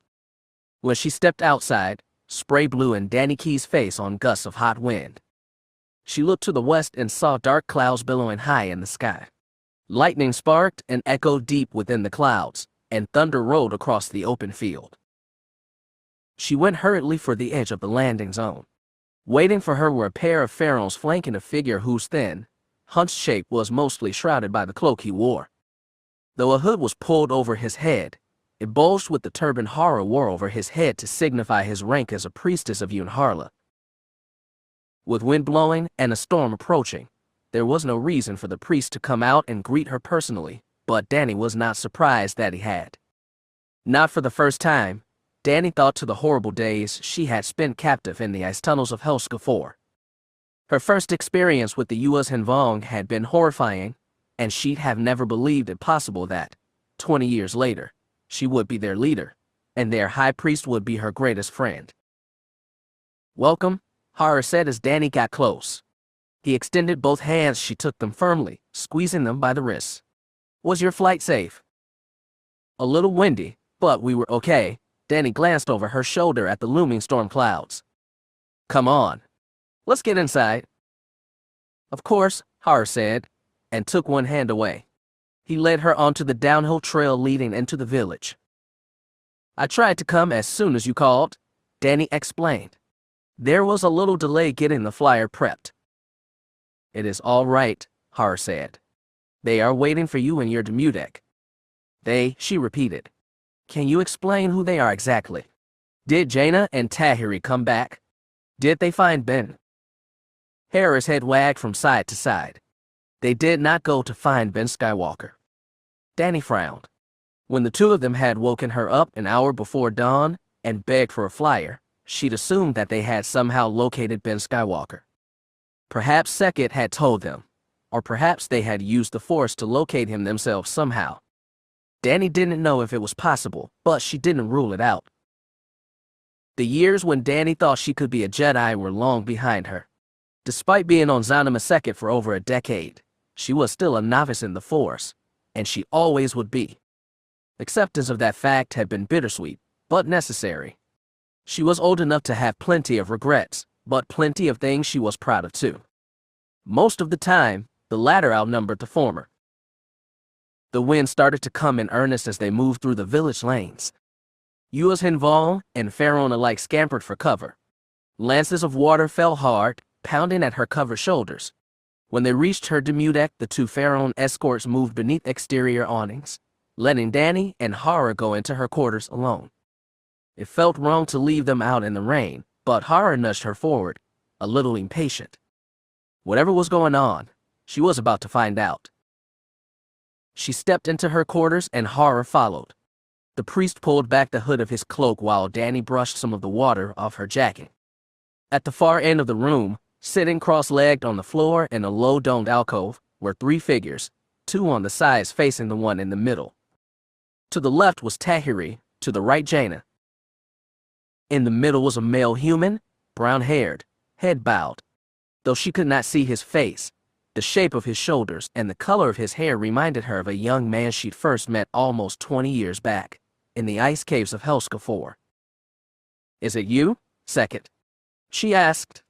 The living world had barely spoken to her lately, despite the mounting crises she faced. She'd be lying if she said she didn't feel resentment, but she'd forgive Sekit in an instant if it would help her now. But the figure said no. "It's not." He lifted his head. It was Jaina Solo, yes, but neither the Jaina Solo she remembered, nor the Jasen simulacrum Sekit sometimes spoke through. This Jasen looked older by a decade or more. His eyes were sunken, and his pale skin looked drawn down by gravity. Even with her limited Force senses, Danny could feel this man blazing like a bonfire. She stared. There was no sound save the pounding of rain on her roof. "Hello, Danny," the man said. "I never thought I'd see you again." She froze 3 meters away from the Jedi. She knew Sekit had summoned the ghost of Mara Jade Skywalker, but she'd never imagined such an appearance could be so vivid. She'd heard Force ghosts described as blue blurs, but Jasen seemed as real as Jaina or Tahiri. He even cast a shadow, fluid and flickering in the lamplight. "I'm not a ghost," he told her. He put out both hands and rapped his knuckles on the floor. She noticed for the first time that he had metal stun cuffs on his wrists. "I don't understand." Danny looked to Tahiri, then Jaina. Both women wore grim expressions, but through the Force she could sense the same swarm of emotions she felt. If anything, theirs was a worse storm. Danny had known Jasen was dead for years but had only recently learned that he had not died heroically, as she'd assumed, but had been killed by his own sister after becoming a murderous Sith Lord. Until a few days ago, Jaina Solo been one of those regrets she could work around. Then he'd become a source of bitter pain. She couldn't help but wonder if she could, in some small way, have done something that would have prevented his awful fate. And now he was sitting in her living room, looking up at her with the slanted Solo smile and unhappy eyes. "I don't understand," she repeated. When the Jedi didn't reply, she looked at Har. How did this happen? The ways of the gods are beyond me, the priest said. However, it seems they have seen fit to return a hero. Jaina snorted at the word but said nothing. She couldn't even look at her brother, though he was sitting right beside her. Danny's heart went out to the woman. Whatever pain and confusion she was feeling must be nothing compared to what Jaina was going through. I'm not a hero, Jasen said. Maybe I was, once, but even I won't claim to have been one lately. I've stopped trying to understand how Sekhet does things, Danny said. I'm still trying to figure out why. But that might be stupid too. Don't, Jasen said softly. Why is the most important thing. No, it's not, Tahiri said. With why you can justify anything. Jasen nodded acceptance. You're right. You can. I have. He fixed his eyes on Danny. I guess they've told you everything about me. I won't bother to deny it. I've been a lot of things, but never a liar. Jaina snorted again, though this time it sounded more like a growl. All right, Jasen admitted with a sneer. I'm a liar, a murderer, and a traitor. I'm probably the last being who deserves a second chance at life, but that's what Sekhet's given me, and I don't intend to waste it. His voice was soaked in bitterness and self-loathing, but also with a kind of acceptance, as though Jasen was okay with all the awful things he'd done, all the pain he'd delivered to his loved ones. As though all the terror he'd wrought had been justified. The Jasen she'd known had been curious and caring. He shied away from physical violence, and had always sought peaceful solutions to every problem. He'd also been restless, always seeking new ways to experience the Force and grow closer to the deeper truths of the universe. This was not the Jasen she'd known, the one she'd come close to loving. This man was a stranger in Jasen's shell, and seeing him broke her heart. She wished he'd stayed dead, so she wouldn't have to look in those haunted eyes. She felt even more for Jaina and Tahiri, who had been forced to watch as the Jasen she'd known had become the Jasen in front of her now. What are you going to do? It was a struggle to keep her voice from wavering. She felt like she was going to weep. There is a man coming to Zanima, Jasen said. All the pain I've wrought is nothing compared to what he's going to bring. Everything I've done has been to stop him. Is he a Sith? Jasen nodded. For a long time he was a phantom that haunted dreams. But now he's real, and he's coming here. And I am going to stop him once and for all. Danny swallowed. She'd just been told that when they fired up the beacon to summon Trinity Fleet, they'd most likely summon Dala and True Honor as well. Can you protect Zanima Sekhet? She asked. She was still Magister, even if Sekhet wouldn't speak to her, and she had a duty to protect her people. Even if it kills me, Jasen said. I love this place more than anyone. Love. It was not the word she expected from a man who had brought so much evil. But she could see in the intensity of his expression that yes, he did love this place, and was willing to die to protect it. In that sense, he still resembled the Jasen she had known. Do you know how yet? Jasen shook his head. Sekhet says it can only keep my body and spirit paired when I'm on Zanima. If I try to leave the planet, I'll fade away again. That means the Sith are coming here, Jaina spoke at last. And we have to be ready for them? How? Danny asked. We have hardly any weapons on Zanima. What about the warrior caste? Jasen asked. A lot of them are with the rogue US Hanvong fleet, working with the Sith, Tahiri said. But there are still some here, especially the ones who worship the new god, the Ganner. They're very pro-Jedi. Amusement broke through Jasen's mask. The Ganner. That's right, Tahiri nodded. There's another cult based on Yusha, or as we knew him, Na Manor. Something flicked across Jasen's face, a tender memory, softening it further. Ganner died for me, he said. I suppose I should do right by him. So is this what you intend? Hara asked. To raise an army and fight against the Sith. Unless someone has another option. Jasen looked at the two Jedi. Sekhet defended itself a few days ago, Jaina said. It struck out with the Force and destroyed an attacking fleet. Could it do so again? Jasen asked intently. Again, Danny had a painful reminder of the young man who'd once begged Sekit not to fight the U.S. Hanvong with physical violence. "You'll have to ask Sekit," Jaina said simply. Jasen pondered that. His expression went back to harsh, cold, calculating, and very determined. This was not the man Danny had known, but she felt like she could trust him with her life. A look at Tahiri and Jaina showed they did not feel the same way, probably because they had seen firsthand what this new Jasen was capable of. "Sekit isn't always forthcoming," Danny said. "Right now we'll have to make plans without his guidance." She heard horror intake breathe, like he wanted to argue on Sekit's behalf, but the priest said nothing. Danny said, "We've just about repaired the beacon that will call Trinity Fleet back to us. However, there's no way to keep the Sith or Admiral Dalla's fleet from picking up the signal." "Dalla's out there too." Jasen frowned. "Is she working with the Sith?" "Dalla wants to exterminate all U.S. Hanvong," Jaina said. "And she's no friend of the Sith either." "Interesting," Jasen grunted, like he was already considering some alliance with the old Hawkbat. "The point is, we need a plan of defense," Jaina said. "We don't know which fleet will get here first, so we can't rely on Jagged to keep Dalla off our backs." "Jagged?" Jasen blinked. "Jagged fell. Commander of a Joint Alliance Imperial Chiss fleet," Jaina said. "Also, my husband." "Husband," Jasen repeated, and his stern mask wavered. His voice cracked as he said, "Congratulations." "Thank you." Jaina's voice was brittle. She still couldn't look at him. "If Sekit won't help us defend ourselves, it's going to be difficult," Danny said. "We have plenty of ships, but none of them have weapons attached." "Then we fight them on the ground," Jasen said. "Not if they try and pound us from orbit," Tahiri said. "No," Jasen said firmly, "the Dark Man is coming here. Sekit can feel it. Otherwise it wouldn't have summoned me."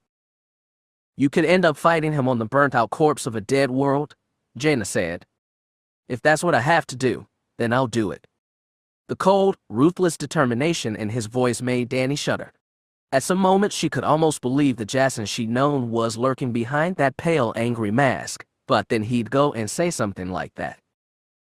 "This would all be much easier," she said, "if Sekit would tell us what he's thinking." "Be patient," said a voice behind her. Everyone spun to see a small boy with dirty blonde hair standing in front of the closed door. Nobody dared speak, and Danny realized that the rain had stopped drumming on the roof. "Sekit," Jasen said, "I'm glad you're here. We need your help. And I need yours." The boy looked straight past Danny, as though Jasen were the only thing in the room that mattered. "I told you, I'll do everything I can to protect this place," said Jasen firmly. "I know. But I want to talk to you about other things too." Jasen spread his hands as much as the stun cuffs would allow. "Then take a seat and we'll talk." "No," the boy shook his head. "I want to talk alone." "Should we leave?" asked Tarar, reverence in his voice. "You don't have to. I'd like to take Jasen for a walk." Jaina stiffened and put a hand on one of her lightsabers. "I'm not sure that's a good idea." "What am I going to do?"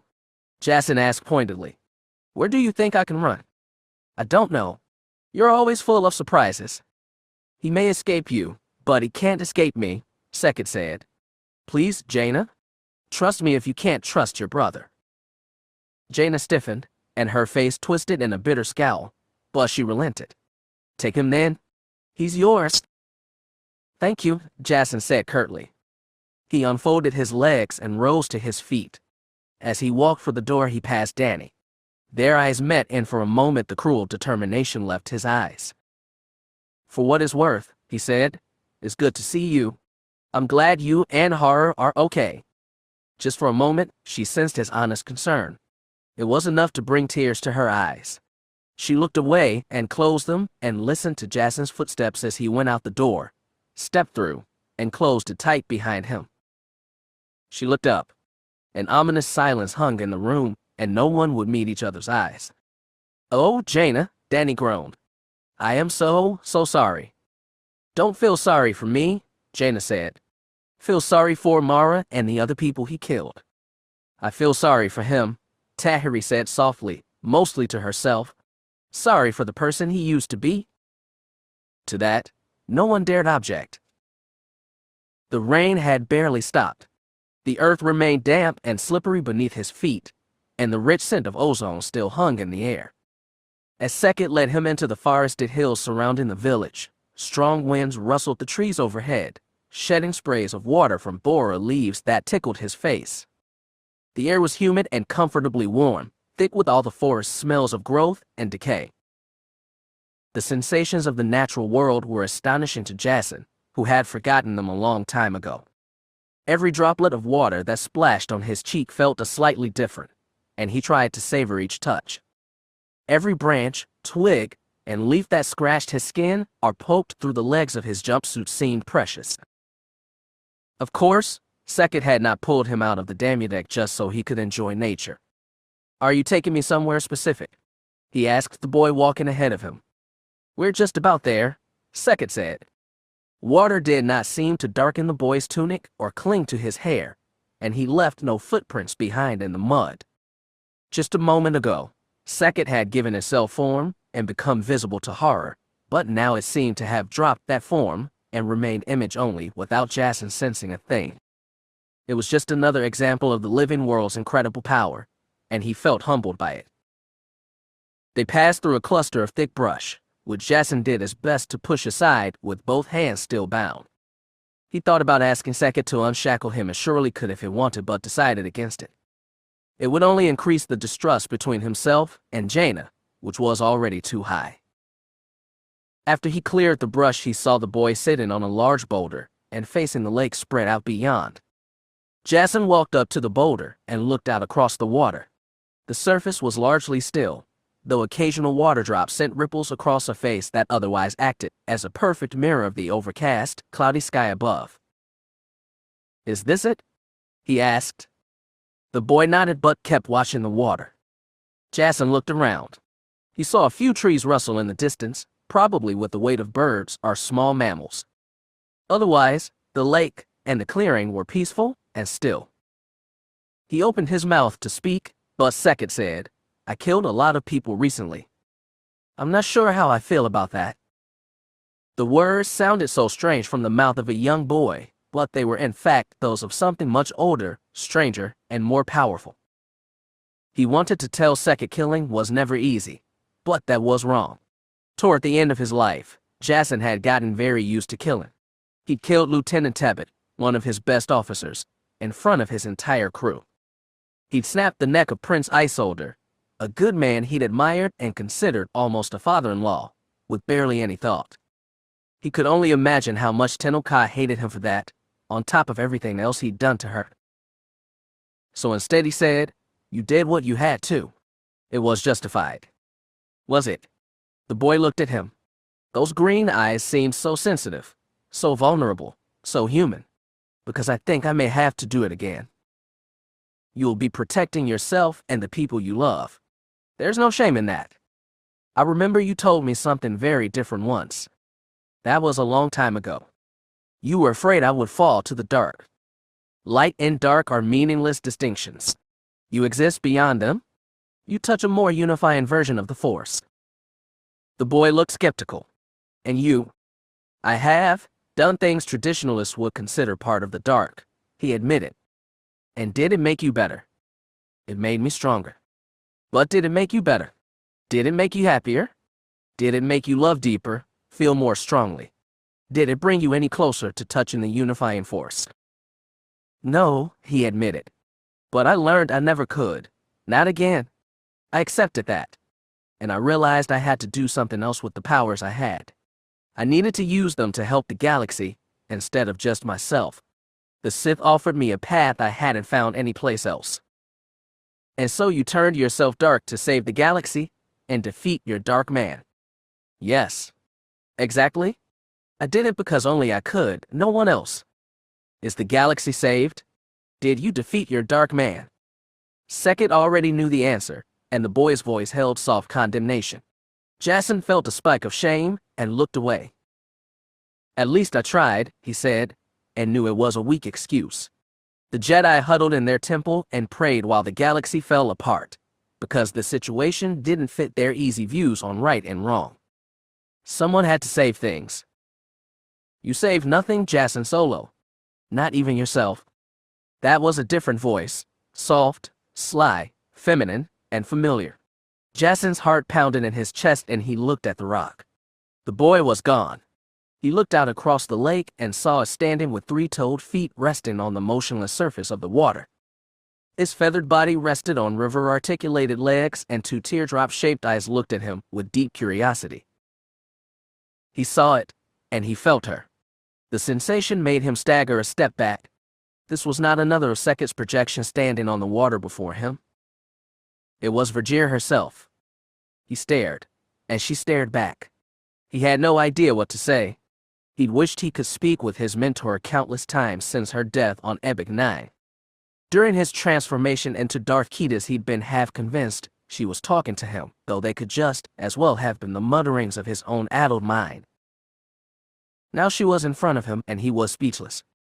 When she spoke, her voice was very sad. In the story of your life, was this your best ending? Her disappointment hurt him more than Jaina's glares, Tahiri's scowls, Danny's withheld tears.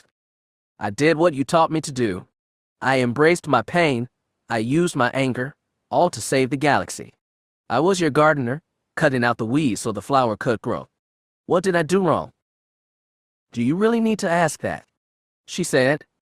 I know I did things, awful things. I'm not proud of what I did to Mara, and Ben, and Tahiri. But my cause, my goal, was right. It was what you made me to be all those years ago. I did not die just so you could burn half the galaxy, be killed by your sister, and leave a giant mess behind, Verger snapped. I don't understand, he protested, feeling like a scolded child. Isn't this what you wanted? Isn't this what you and Lumiere spent so much time planning for? Verger's crest flared, bright red feathers jutting up to a lead-gray sky. Lumiere? You mean your Sith Master? Of course, he said, even more confused. You and she planned my ascension? Together. You both made me. Verger shook her head, suddenly sad. Oh, Jasen, were you that desperate to believe? Desperate. Desperate for what? More, Verger said. Always, you have sought out more. Greater powers, vaster knowledge, a deeper connection with the Force that transcends all the boundaries laid down by the Jedi. It's been your greatest strength and greatest weakness. Lumiere lied to me, then. He felt shock deep inside, and knew he shouldn't. Even when he'd been trained by Lumiere, he distrusted her every word, and even tried to kill her. After she'd sacrificed herself for him, so like Verger, he'd come to miss her, even accept her more specious statements as fact. Verger's feathers fluttered as she sighed. I did meet Lumiere. That much of what she told you was true. After the death of my master Elah, but before I returned to the U.S. Hinval, I sought out Force users not connected with the Jedi Order, ones who might provide a different perspective on the war. I spent some time with Lumiere, who had herself a fleet to combat the invaders. I found her curious, but very sad. Sad? Jasen could think of many words for the Dark Lady of the Sith, but that didn't leap to mind. Sad? Verger nodded. A being more machine than woman, and twisted so much by her loss she no longer understood the reason behind her actions. She told me of her plans to bring down Luke Skywalker's Jedi Order. She thought you and your brother both likely candidates. That, I admit, is where I first learned of you. She sighed again. But she was too broken, as I said, both in body and mind. I decided she would not suit my purpose, so I left her to her own devices and sought you out. Your purpose? Jasen echoed. And what was that? You already know, Jasen. I spent 50 years among the U.S. Hinval, and in half a century I could not solve their mystery. If I, with my Jedi training, couldn't do it, I knew I would need help from someone different. Unique. Someone who could be both my student and my teacher. Me, Jasen said.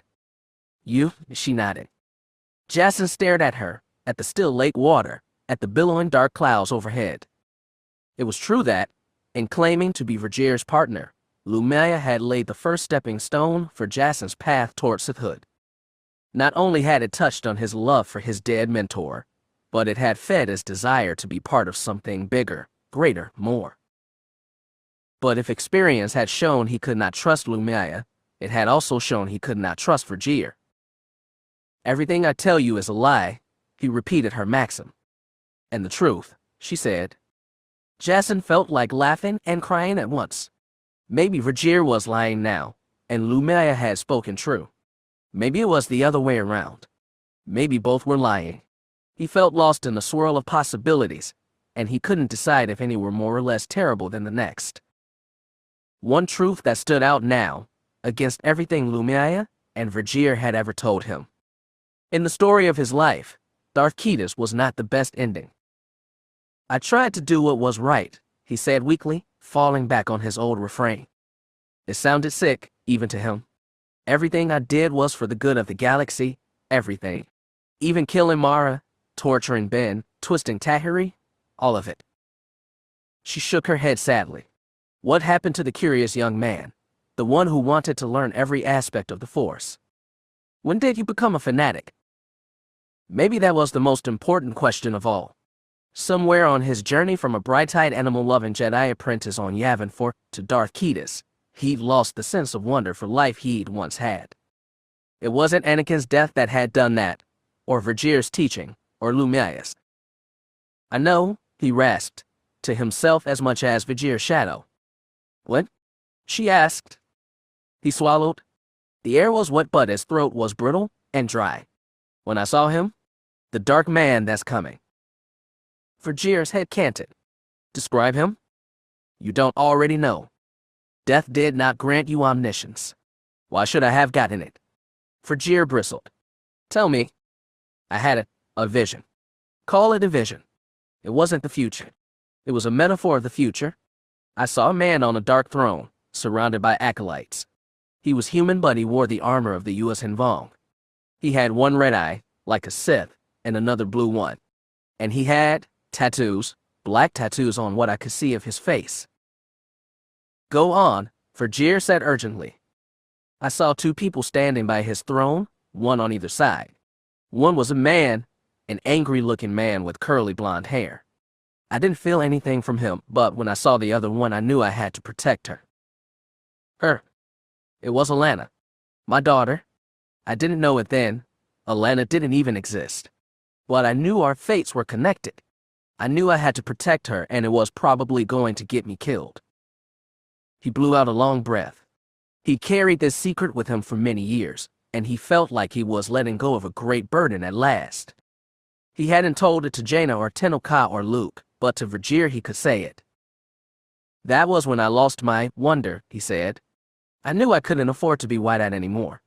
I couldn't just quest for knowledge. I had to choose, act, and do whatever I could to stop the dark man. He stared at Verger, challenging her to find fault in his choice. Her specter stood there on the lake's mirror surface, staring back. Finally, she pronounced, "You failed."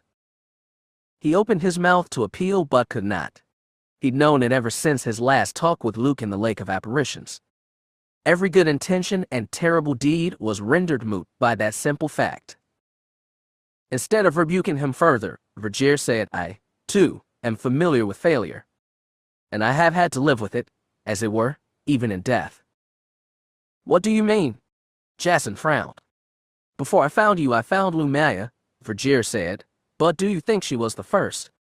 It stung Jasen's ego to think Verger had possessed other apprentices. It was petty and selfish, but he had to admit it. Still, he couldn't figure out how or when. She'd spent 50 years among the Yuuzhan Vong, and surely couldn't have trained anyone then. Before that, best he knew, she was just a normal Jedi, not a master who took on Padawans. But from her tone, her expression, he knew one wasn't the real question. He asked. A Jedi, she said. He was a survivor of the Clone Wars, and had been taken captive by Yuuzhan Vong scouting parties. They placed him in the embrace of pain, much like you.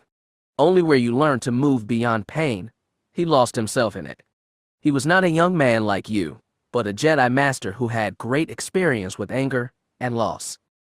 In the end, the embrace fed his natural rage. Yet I was intrigued by him. You understand, he was the first Jedi I had encountered in over a decade. Moreover, he was not the typical Jedi, all selfless nobility and stoicism. Oh no, he was a man who had unleashed all those parts of himself the Jedi taught him to hide away. He was a Sith, Jasen asked, realization dawning. Not then, but he was fast on his way. The dark man, Jasen understood. When I met him, he was Asherad Het, Verger said, though he was already becoming something else. When I realized his potential for slaughter, but not understanding, I recommended the Yuuzhan Vong kill him. Well, of course, I was just a priestess's familiar, so they didn't listen. But you trained the dark man. For a time I thought he was the one I was looking for. She shook her head. What role I played in shaping the monster he became, I cannot say, though I admit I may be partly responsible for his evil. And mine, Jasen said darkly. And yours, she acknowledged. But you are not Asherad Het. You had the gifts of wonder and understanding, as well as determination and violence. And I believe you still do. No, he growled, angry at Verger, Lumaya, Het, himself, the universe. The good parts of me were burned out a long time ago. She shook her head sadly. No, I could sense them now. You have been too far away from Zanima Second, and too far from life. But you do remember, don't you? He looked up at the sky, and felt a single, fat drop of water roll off a leaf splatter his left cheek. It left a cool, tingling sensation on his skin, and he didn't try and wipe it off. There is always hope for redemption, she said. Even for you, even for me, it is the most wondrous gift of the Force. And for the dark man. Who can tell? Verger shrugged. Perhaps this is something you will have to teach me. He looked down at the shackles on his hands. Their weight and their hard metal surface were constant reminders of the crimes he committed, and the hatred he'd earned from everyone who'd once loved him. No lesson is truly learned until it has been purchased with pain, he pronounced. There has to be a better way, Verger said softly. I never found one, Jasen said. He felt something else cool and wet on his cheek, and it was not rain. Neither have I, Verger admitted. But I hope all the pain you have been through has bought some lesson. He looked down at the stun cuffs, then up at the sky. I think it has. Verger waited for more. I'm going to defend this world no matter what, he said. And I will defeat the dark man, even if I have to die again. But I don't want to burn the whole planet down for that to happen. I'm willing to sacrifice myself, but not everyone else. She said nothing, still waiting. Sekid is willing to strike out with the Force and destroy its attackers, but when it does, it will strike out in anger and hate. I don't want that to happen. This place, the people in it, deserve better. So you wish to defeat the dark man and protect the ones you love, without seeing them corrupted by the darkness within their own hearts. Yes. And if you have any ideas how, I'm all open. Of course, a gentle smile blossomed on her face. I was only waiting for you to ask. Chapter 21. Almost 40 hours had passed since Zanima Second had hurled itself into hyperspace, leaving a confused and tattered fleet behind. In that time, the hyperdrive engines, sublight engines, and gun batteries on Phoenix had been repaired. Most of the crew from Sunbeam had been scuttled to other ships and her starfighters, shuttles, and important cargo spread across the fleet, bringing the support craft for Starless and Coruscant Gem to near original strength. The more complicated issue was dealing with the True Victory crew. Some 60% of the people from Phoenix and Sunbeam had agreed to help crew the Trinity vessels, while the captains of Lacentra and Niathal had forsworn their pledge to annihilate Zonama Second and agreed to focus their attention to the Yuuzhan Vong Renegade fleet and, if needed, Admiral Dalla's ships.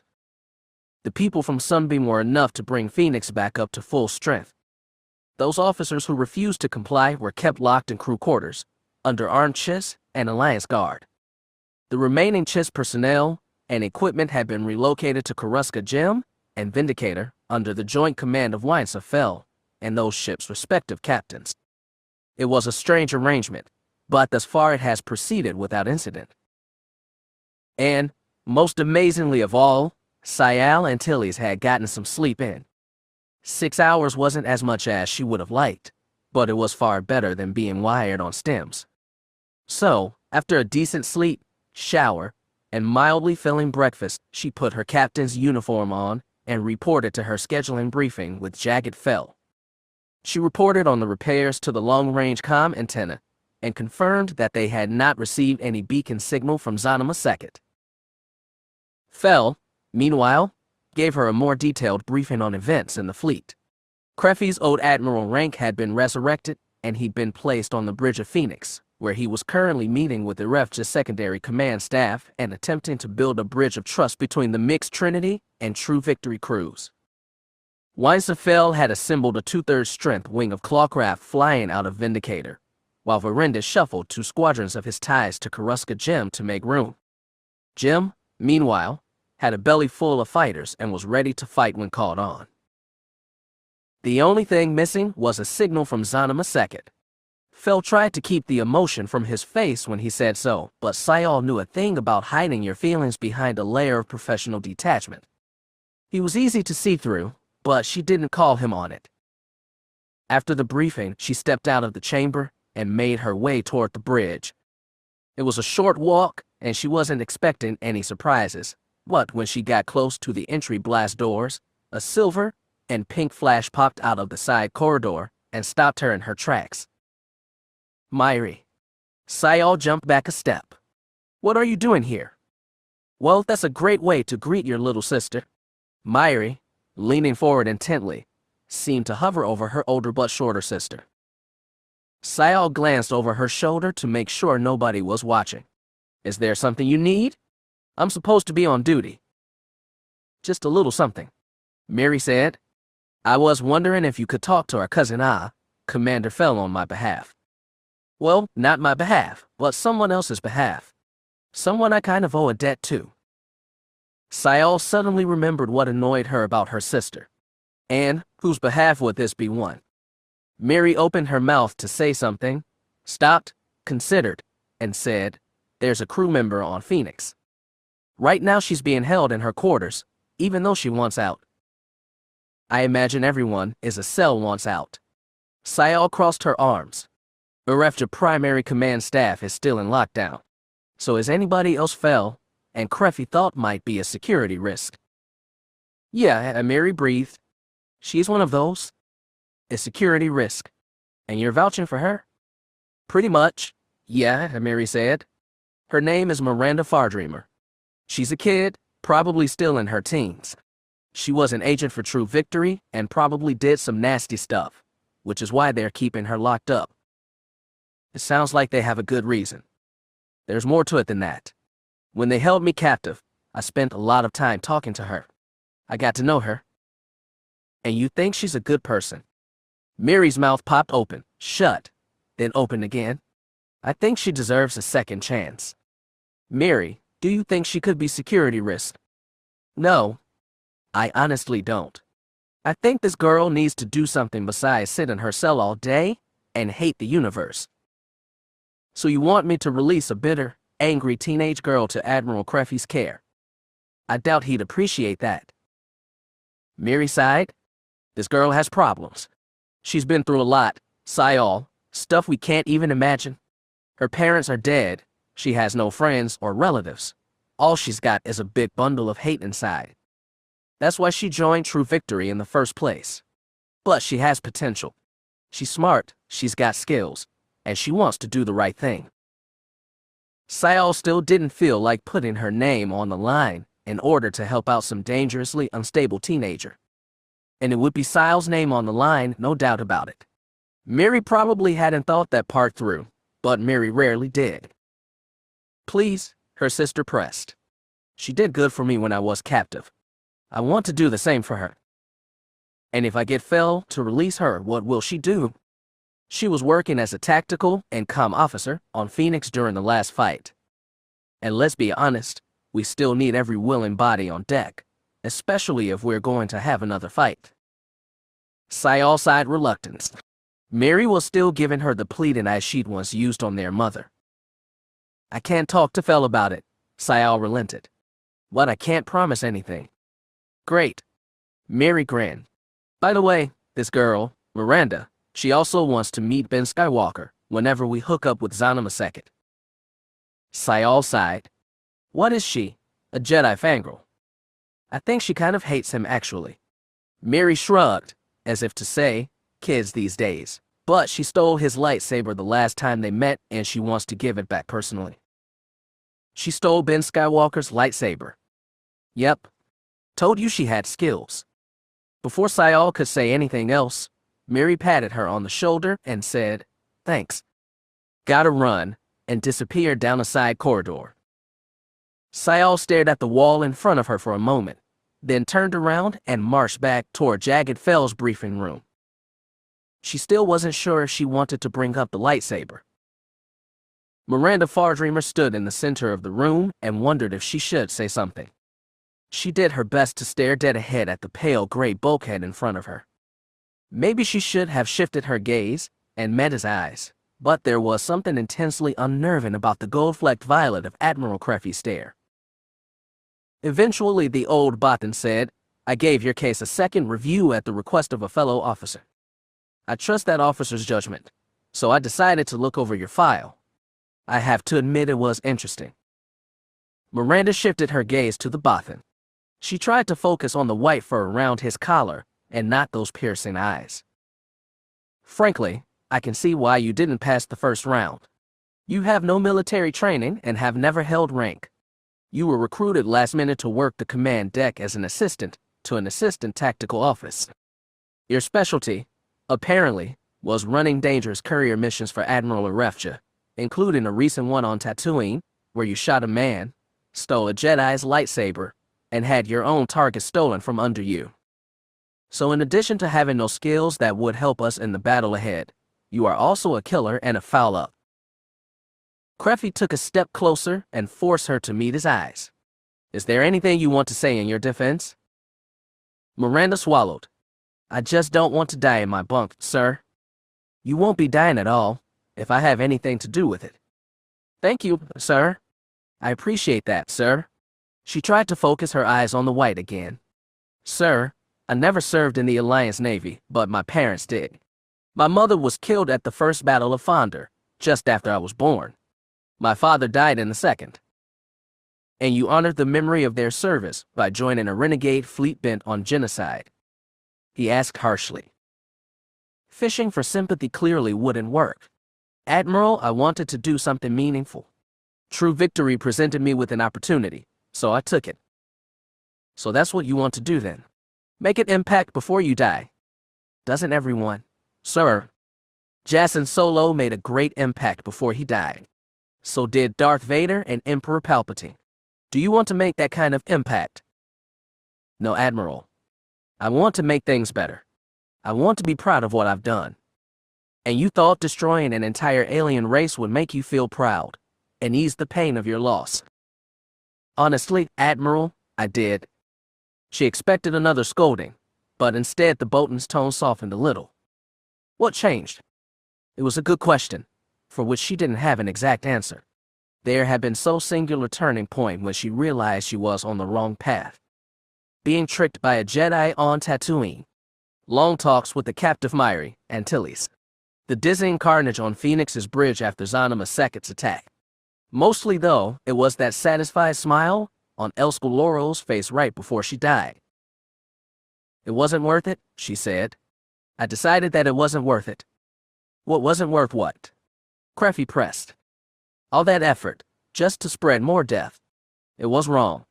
Stupid. She licked her lips again and said, I was letting my grief take me over. But there's more to life than grief. Creffy took 2 steps back. Well said. Miranda blinked and dared meet his eyes. Admiral. We can find a place for you on the bridge, the Admiral said. You can work a comm station, can't you? Yes, Admiral. Of course. Very well. I'll get you a brevet ensign rank, Fardreamer. Thank you, Admiral. Thank you so much. Don't make me regret it, Creffy gave a warning growl. You won't. I promise. I hope not. The Admiral still didn't sound convinced. She noticed a ripple run through his fur. He said, "Before you report to your station, there is someone else who would like to have a discussion with you." "Admiral." She frowned. "Verger has put in a request to speak with you. My guard will escort you to his chamber." She no idea what to think. She muttered a "yes, sir," as Creefy showed her out into the hall. 2 guards in Blue Alliance uniforms escorted her down the corridor, into a turblift, and out onto one of the habitat decks. She still had no idea why Verger would have wanted to speak to her. She was shown into chambers much like the ones in which she had been confined, and Mary Antilles before her. Verger himself was sitting on the edge of his bunk. His uniform was still tattered and dirty, and his wounded arm was wrapped and cradled in a sling, but his fur seemed to have been washed and cleaned. The guards remained outside but kept the door open, giving them only limited privacy. Verger's head hung low and didn't rise when Miranda stepped in front of him. She cleared her throat awkwardly, and he finally raised his head. "Ah," he said. "They let you go." "I'm to be a communications officer on the bridge," she told him. She couldn't help but feel like a traitor. "That's good," he said tiredly. "I am, of course, to remain here. Assuming I survive this mission, I will stand trial. But I was aware of those risks going in." He stopped speaking and lowered his head again. Verger was Creffy's junior, but he seemed infinitely older at this moment. The gentleman admiral persona with which he'd led the fleet had been totally worn away, leaving just a gray Bothan sagging in his tattered uniform. Somehow, his pathetic state made Miranda feel even more guilty. "I'm sorry, Admiral. I wanted to serve on the bridge again because I wanted to do something. I didn't want to stay trapped in my bunk when the rest of the crew needed help." Verger sighed. "You have nothing to apologize for. I do not consider you a traitor, Miss Fartimer. No, not at all." He picked up his head again. His gold eyes were less fearsome than Creffy's, but felt just as hard to hold. "I was very close to giving the order to fire. Did you know that? I stood there, on the comm with Trask, and you were holding me up. I was dazed, wounded, very angry, not just at what had happened but at everything that had led me to that point. I was ready to die fighting. Then I looked in your eyes, and I changed my mind. So in a very real sense, Miss Fartreamer, you've already saved the lives of your fellow crew." The idea was staggering. She had no idea what to say. Verger continued, "I thought you should know that. I looked in your eyes, and I decided you, and by extension the rest of my crew, did not deserve to die because of my thirst for revenge. Enough already have." She managed to mumble, "Thank you, sir." Verger gave a mirthless laugh. "You're quite welcome, Miss Fartreamer. Or is it Ensign? Still. Ensign Fartreamer, sir." "Fair enough. I was not even a brevet admiral, not really." He sighed and lowered his head again. She looked down on his hunched shoulders and ruffled silver fur and tried to think of something to say. She didn't want to end it like this, not after all she'd done for the man, and all he'd done for her. She asked, "Is there anything I can do for you, Admiral? Is there anything you want at all?" "You can't stop calling me Admiral." He didn't look up. "As to what I want, in truth, Ensign, I'd like nothing more than a knife to stab the U.S. Henvong through the heart. But that's not realistic, is it? I suppose if I want anything attainable, it would be the safety and survival of every being I dragged into my revenge fantasy." He looked up once more and locked gold eyes on hers. "Can you give me that, Ensign?" "I'll do my best, sir. That's all I ask." He bore his canines in a Bothan smile. Miranda stepped out into the corridor and heard the door hiss shut behind her. She took a deep breath of the recycled air and felt dizzy. It was very strange, having something to live for. They were lost in uncharted space in a battered fleet that could be exterminated at any moment by not one but 2 different enemies, and they'd already taken dire losses, but Mary and Tilly still felt almost sorta optimistic. Maybe it came down to her good deed. She hadn't heard anything about Miranda Fartreamer since passing her request on to Syal, but that itself had been enough. When you were as lost and helpless as they were aboard Trinity Fleet, It helped to remind yourself that you still give other beings the help they needed. But a little optimism didn't count away the rest of the mess they were in, so like the other Wraiths, Miri kept herself busy. The 5 of them left on Starless worked with the ship's deck crews to repair battle damage on their stealth fighters. The main and secondary hangars of the warship were, frankly, a mess, clogged with strewn entrails of damaged starfighters and crammed with intact ships that had belonged to Trinity and True Victory capital vessels destroyed in Zanima Second's wave of destructive energy. Piggy and Thames knew their way around the insides of a starfighter the best, and they ended up giving instructive lectures to Miri, Ran, and Termin as they patched up the engine, comms, shields, and weapon systems on their stealth fighter. Termin in particular seemed engrossed. He'd been the closest with Trey of anyone, and he seemed to need the opportunity to take his mind off his dead friend. None of them had taken up conspicuous displays of mourning yet. They all knew the mission wasn't over, and they could be called into combat at any time. They also knew that half the Wraiths were on Zanima Second and may be lost forever. The thought of never seeing Jasmine again, after a tiny hours-long reunion, threatened to kill Miri's optimism altogether, and she did her best to tell herself that Jagged would, certainly and inevitably, find the missing planet and save his wife and everybody else there too. At one point, when they finished patching up Rand's X-Wing and were marching down Starless busy halls to the mess, Thames said, "Hey lead, whatever happened to the X-Wings for Smarty's team?" Miri almost stopped in her tracks with the realization that she hadn't thought of them at all since the fight. 5 top-line stealth fighters weren't something you let lie around. Vort, though, said they got requisitioned. Some pilots from Liberty Star who lost their birds. To Miri it felt, irrationally, like they were writing off Jasmine and the rest, but Termin said, glad they're getting used. We're not in the position to let resources lie around, Vort reminded. I figured it was something like that, Rand said. Honestly, I'm kind of glad they didn't go to any True Victory pilots. Are they letting a lot of them fly? Miri asked.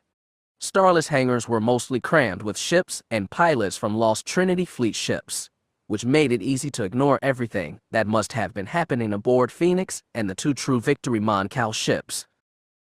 Like I said, we're not in the position to waste resources, Vort grunted. But can we trust them? Really? Asked Rand. If we get into a fight, I want some of our people on my wing, Thames muttered. They are our people, Miri said. They were. If we get into a fight, it'll probably be against the Vong, Termin reminded them. And True Victory people want to kill them more than anything. Gee, I'm glad they'll get their wish, Rand said bitterly. I'm still kinda hoping for, you some kind of apology for dragging us neck deep into their own stupid pile of. Captain on deck. Vort snapped, just in time. Everyone stopped and stiffened to attention, and lo and behold, there was Syol, Antilles, uniform crisp, and back straight as ever, still looking pretty authoritative even as she stood outside the doorway to the mess hall. She nodded a little and said, "Thank you, Piggy. I just want to talk to Mary. The rest of you can go ahead." The other Wraiths slipped through the doorway, leaving Miri to stand in the hallway with her sister. Well, Miri asked.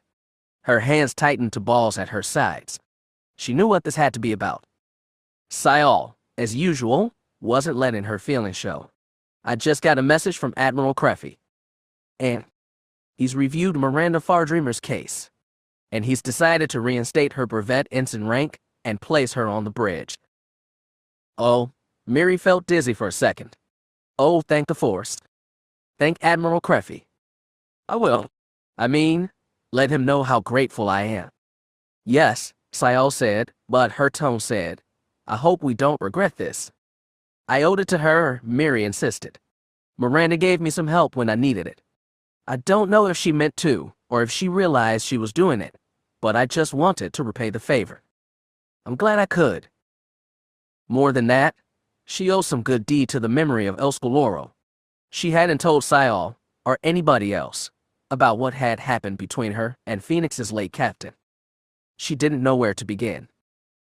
But in a way, it didn't matter. What she did from here on mattered, and she figured what she'd done for Miranda was a pretty good start. Miri blew out a breath. A stupid smile came unbidden to her face. She really did feel optimistic now. "Hey," she said, "how's it holding up?" "You have," Miri said. "How are you holding up, sis?" Sayal blinked. "I got 6 hours of sleep today. See, things are looking up all around. By the way, did Miranda get, a full pardon?" "It's a temporary move," Sayal said. "We still haven't decided what we are going to do with all the True Victory members. We don't have time to." "I know that," Miri waved a hand. "I was just wondered if she got her stuff back. Personal effects." Sayal raised an eyebrow. "You mean Ben Skywalker's lightsaber?" "Yeah, that thing. I think Admiral Creffy reinstated her rank and privileges from before. Whatever the means." Sayal paused, then added, "I didn't tell the Admiral about the lightsaber."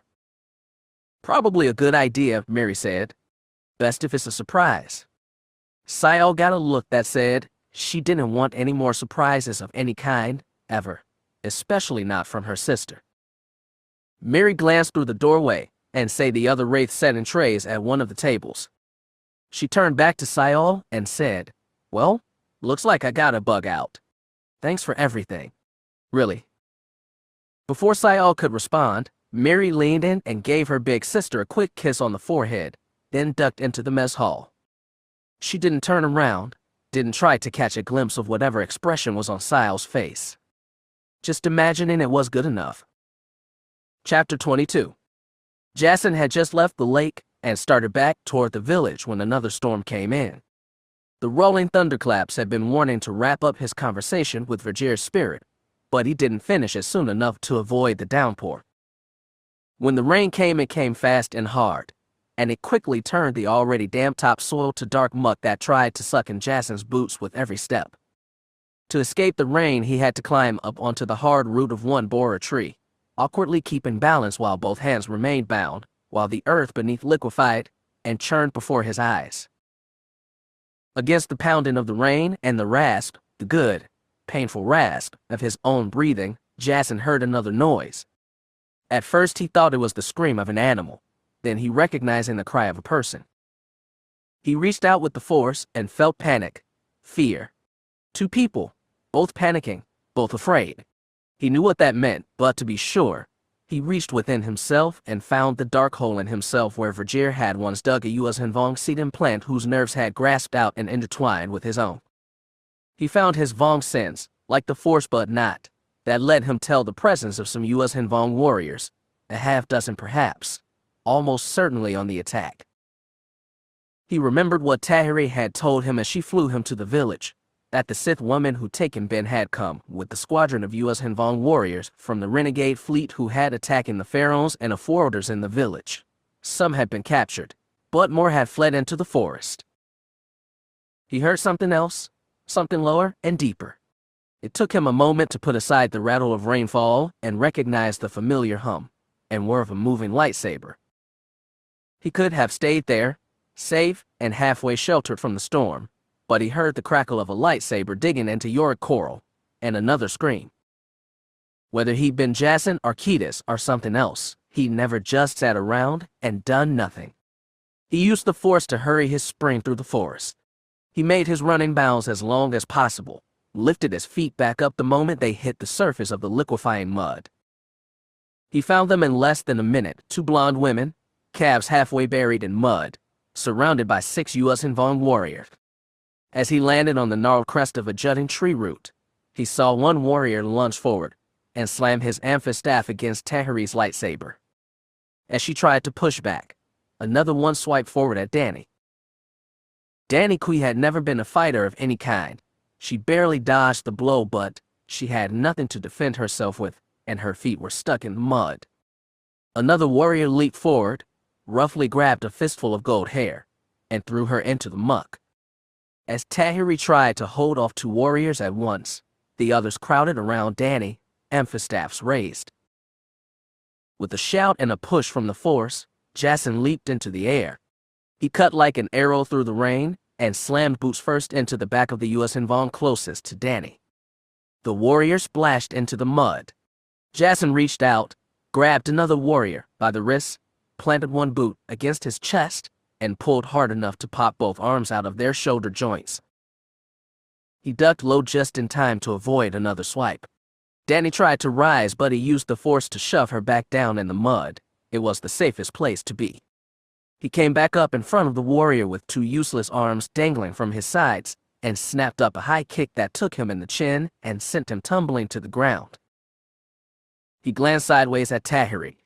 The woman thrust her lightsaber between the plates of one warrior's armor, causing him to shout and drop his amphistaff.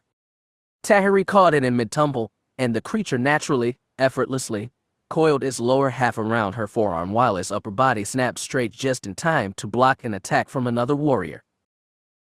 Now fighting with two arms, Tahiri kicked the second warrior back, then spun around just in time to catch another warrior's downward swing with her lightsaber.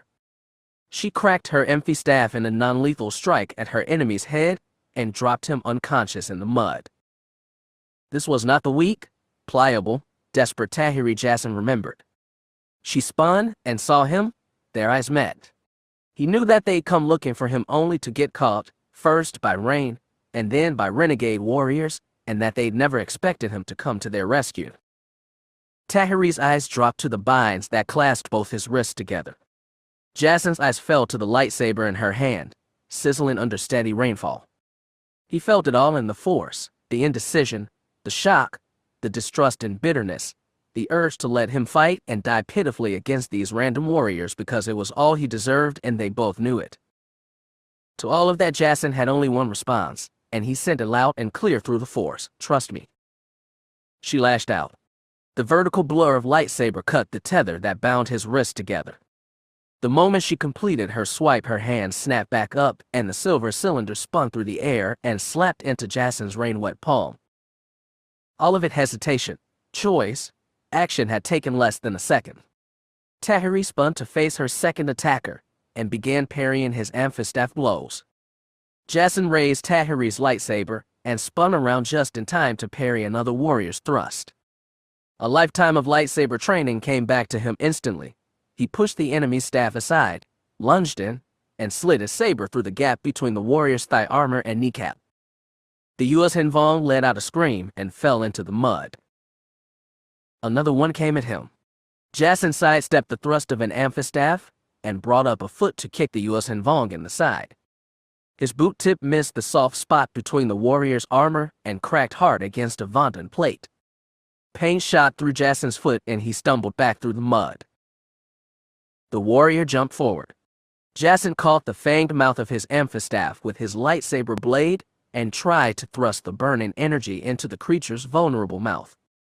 The amphistaff hissed and cried out in pain, and Jasen felt a rush of satisfaction. And then the tail end of the weapon curled forward. The dagger blade of the amphistaff's tail end caught Jasen in the forearm. He cried out, jumped back, grasped Tahiri's lightsaber hard even as the pain shot through his body. There was no poison in an amphistaff's tail. He remembered that, but it didn't take the pain away.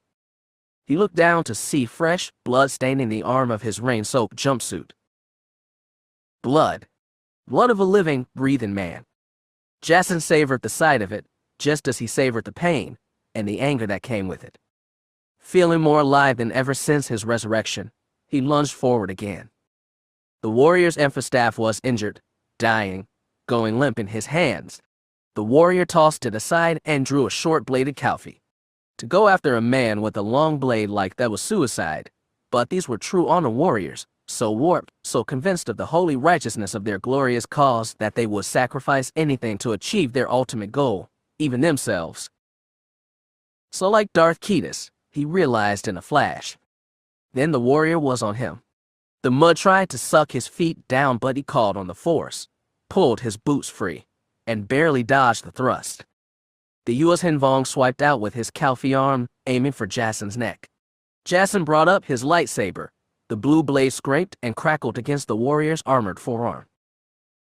The U.S. Vong threw his entire body weight on Jasen, intent on slicing open his neck even if it cost him his life. Jasen shifted his blade downward, It scraped across the warrior's shoulder pad, shifted, and cut clean through his neck. The body instantly went limp against Jasen's. The Calfee dropped in the mud, and the heavy body threatened to pull Jasen down too, but he shifted his weight and let the headless corpse drop into the muck with his weapon. He stared down at the body of the being he'd killed. He'd expected to feel something, elation maybe, or at least relief. Instead, he felt a dull, knowing pity for someone who'd lived too fiercely and died so pointlessly. The rains had stopped. He wondered when that had happened. Jasen! Someone shouted. He picked up his head and looked around. There was one enemy dead at his feet, 3 more unconscious or wounded in the mud. Tahiri seemed to have made an effort to incapacitate her enemies rather than kill them. She stood over one battered but breathing warrior, an amphistaff curled around either forearm, breathing hard, staring at something beyond him. He followed her gaze. The last 2 warriors had Dany hoisted up between them. The woman's one's bright hair was plastered to her face by mud and rainwater. Her eyes were wide in fear as one warrior held the tip of his Calfee against her neck. The second had one arm locked around her shoulder while the other held an amphistaff tight. In broken basic, the second warrior said, "Come closer, Jedi," and woman dies. Jasen lowered his weapon to his side but didn't shut it off. If these were normal beings, he could have used the Force to meddle with their minds or pull the Calfee hand away. Failing that, he could have summoned Force lightning and fried them into submission. But even that wasn't an option, not here, not now. Tahiri stepped up beside him. She said, "Turch Korma Rock Unyamka Rocker Sen. Yerit Chel Rock Khan Lock." The one with the Calfee spat back. "What did you tell them?" Jasen breathed. "I told him Unyamka doesn't want this." "I take it he didn't agree." "Pretty much." Jasen tried to send calm to Dany through the Force. He didn't know what else he could do. Then he remembered his Vong sense. He reached out and sensed from the warriors what he'd expected to find: fanatic conviction of the rightness of their cause, a desperate need to prove their devotion, and willingness to throw away any life, especially their own. Yes, it was all too familiar. He wondered if anyone had found Darth Ketis as pathetic as he found these Yuas and Vong now. Even as they stood there, threatening Tahiri's life, he found he didn't want to kill them. Jasen shut off the lightsaber. It wouldn't do him any good. Tahiri touched him in the Force with a question. She wanted to know what he was doing. "Tell them their people will take them back," Jasen told her. "Tell them their Magister will forgive everything."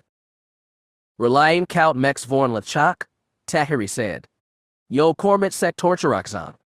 He sensed some hesitation from the one with the amphistaff, but only steadfast devotion from the one with the Calfee at Dany's deck. The latter barked, "Shokheim Tormek Buell Sen El Chak." "Nothing good," Jasen muttered. Tahiri shook her head. She asked, "Do you think we can take them?" "No." He paused. "I'm going to try something else. Vong sense isn't the Force. We can't control their minds." "No," Jasen said, "but we can nudge them a little bit. Can you make the one with the Calfee confused?" Chorkel Malayar call Shell Moke. The one with the amphistaff jabbed the mouth end of his weapon at Jasen and Tahiri. She frowned, the scars on her forehead creased. "Maybe. Do it. Now."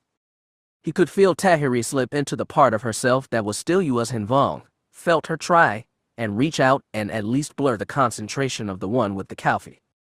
If she slowed his reflex by half a second, it could save Dany's life. Their Vong sense was too weak to do more on the minds of sentients like these warriors, but non-sentient life forms like the amphistaff were more pliable. And after all, Jasen had always been good with animals. He touched the primitive, simple mind of the amphistaff. He found it hungry for a taste of flesh. Amphistaffs had to be trained not to take a bite out of their owners, but sometimes instinct could overcome training. Jasen planted a little suggestion in his simple mind. "Look right." The amphistaff's head twitched toward Dany, toward the warrior with the Calfee. He sent one more suggestion. For a short second, that hard little blade looked like a tasty morsel. The amphistaff snapped to one side. Before either warrior could react, its snake-like body brushed past the inside of Dany's chin. His fangs clamped down on the calf and jerked it out of the warrior's hand. Tahiri grabbed hold of Dani in the force and threw her down, but Jasen stayed in touch with his Vong sense. The amphistaff started writhing, jaws snapping, eager for a bite of either shocked warrior. The warrior with the staff threw it away, and it shot off into the undergrowth. Tahiri and Jasen both jumped forward. The warriors were defenseless, but they raised their hands and claws anyway. They went down quickly. Tahiri cracked her amphistaff over one warrior's head while Jasen thrust his reignited lightsaber blade into the other's leg and threw him against a borer trunk hard enough to knock him out. And then, finally, the forest was still. Tahiri bent low and looped her shoulder under Dani's to help the Magister up. The older woman wiped the mud off her face with the jacket sleeve, and her green eyes found Jasen's. She swallowed and said, "You saved me again?"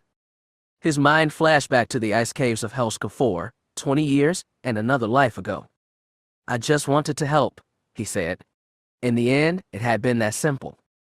But then he looked down at the prone forms of those Yuuz Hinvong, who in their worst had reminded him so much of Darth Ketis, and he knew that no, it wasn't simple at all. Jasen felt another presence, quite clear in the force. He turned around and saw Jaina, dark hair plastered to her face by rain, standing 10 meters away with a shut-off lightsaber at one side. She'd reached them just too late, and now she stared at the scene in confusion and disbelief. He looked down at the shut-off lightsaber in his hand, at the cut tether dangling limply from either metal cuff around each wrist. He held the saber out to Tahiri, pommel first. Without a word, she took it and hooked it to her belt. "We need to talk." He looked around, let his gaze pass over the three women. "All of us." As Tahiri helped steady Dani, Jasen looked across the forest at his sister, who stood where she was, motionless, watching him without a word. Despite being in a valley, the village had been built to withstand rain. Irrigation canals funneled most of the storm water toward the nearest river, and the Damudex themselves were sturdy things that didn't let a drop through their armor-strong bodies. Even after the rains cleared, heavy clouds hung overhead. The air remained cool and damp as the gray day slid into black night. When night seemed close enough, the wraiths wandered out into the gloom. Huhana insisted she could start a fire, even with all the rain, and Jessamine didn't doubt her Wookiee friend. Soon enough, all 5 of them were hunched around the leaping flame. The air was thick with the crisp smell of burning kindling, churned up and muddy soil, and wet grass. Jessamine tried to savor those smells. Despite all her best efforts, she hadn't been able to savor the richness of the Force here at all. She did her best to hide her disappointment, especially since Scott seemed to be growing ever more enchanted with this place. As they are around the fire, they mostly listened to the Yuuz Hinvong rattle off the interesting bioengineering information he'd gotten from his talks with Cadre Val and the missing Keela Quad, though Drickall was the only one who could halfway keep up with all his terminology. They just about finished eating when Tahiri Veila showed up. Jessamine hadn't seen the woman since the previous day. She'd only heard that she and Jaina Solo both had gone off somewhere in the middle of the night. "Welcome, welcome, Jedi Veila," Shar said as he scooted aside, clearing a spot on his log. "I didn't know you were back," Jessamine told her. Something fluttered off Tahiri in the Force. She couldn't tell what.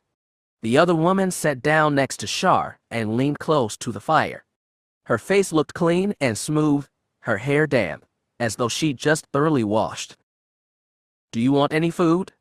Scott asked. "We have cleaned out most of it, sorry, but we can't." "I'm okay." Tahiri held up a hand. "I didn't come here to eat." It was to be official, serious stuff then. Jessamine leaned in closer and watched her over the fire. "What's going on?" she asked. Tahiri took a breath and said, "I take it you guys know everything about the messed up transmitter." Huhana gave a low roar, and Shar said, "Help repair it ourselves. Or try to, anyway. Then you know when one group comes, they'll all come." "Do we have a plan for that?" Drickall asked, voice tense. "We do now. It's not perfect, but," Tahiri sighed again, "it comes down to trust." She said nothing more. After a curious pause, Shar asked, "Trust in what?" "Everyone," she said. Everyone's going to have a role to play, including you guys. Shar spread his hands. That's what we're here for. Thanks. This is going to involve a couple different teams. Shar, we're going to be sending a group up into orbit, and I want you to take point on that. Drickall and Hugh Hunter should go with you. Okay, he nodded simply. What are we doing? Holding the line, Tahiri said, but before explaining what that meant, she shifted her attention across the fire to Scud and Jasmine. I was more concerned about you too. Jasmine tensed. How so? I'm going to be leading another team. It's going to be even more risky than what Cher's doing, and probably even more important. Why us? Scud asked. When Tahiri didn't answer right away, Shar slapped both hands on his thighs and said, "We can give you guys privacy if you want." Jasmine was about to object, but Tahiri nodded and said, "If you don't mind." Shar, Drickall, and Hugh Hunter got up and wandered off into the gloom, leaving Jasmine, Scud, and Tahiri to hunch a little closer over the fire. Tahiri looked at Scud first. I'm going to be leading a team of U.S. Vong commandos against a group of Sith. I want to know if you're up for it. Scud's jaw hung open in silence for a moment. Then an incredulous laugh rattled out of his throat. You are serious? She nodded gravely. These Sith have never fought someone they can't feel in the Force. I don't want them to sense anyone on our team at all except me. We're going to give them a surprise. And you want me to come with you? Why? Because I don't want just warriors on this mission. I want shapers and techs too. Codra Val's already agreed to come on. But why me? Because this world needs defending. Shar and the others, they'll be up in orbit, doing their job, but my team is going to be in the thick of it. I don't want to pressure you to do this, Scud, but if you want to really help your people, and help second, this is your chance. The U.S. Vong looked down into the fire. I'll have to think about that, he said, though Jasmine knew he wouldn't say no. She was surprised when Tahiri looked to her and asked, What about you, Jasmine? She blinked. What about me? You just said you want to be the only non-U.S. Vong on the team. I know, but I'd make an exception for another Force user.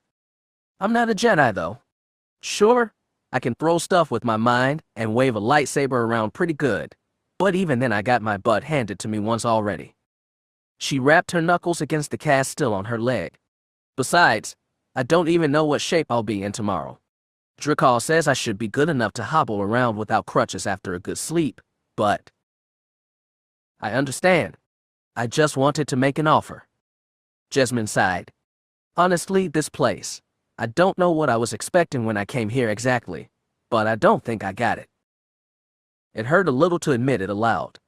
It hurt even more to see the look on Tahiri's face. It was too close to pity.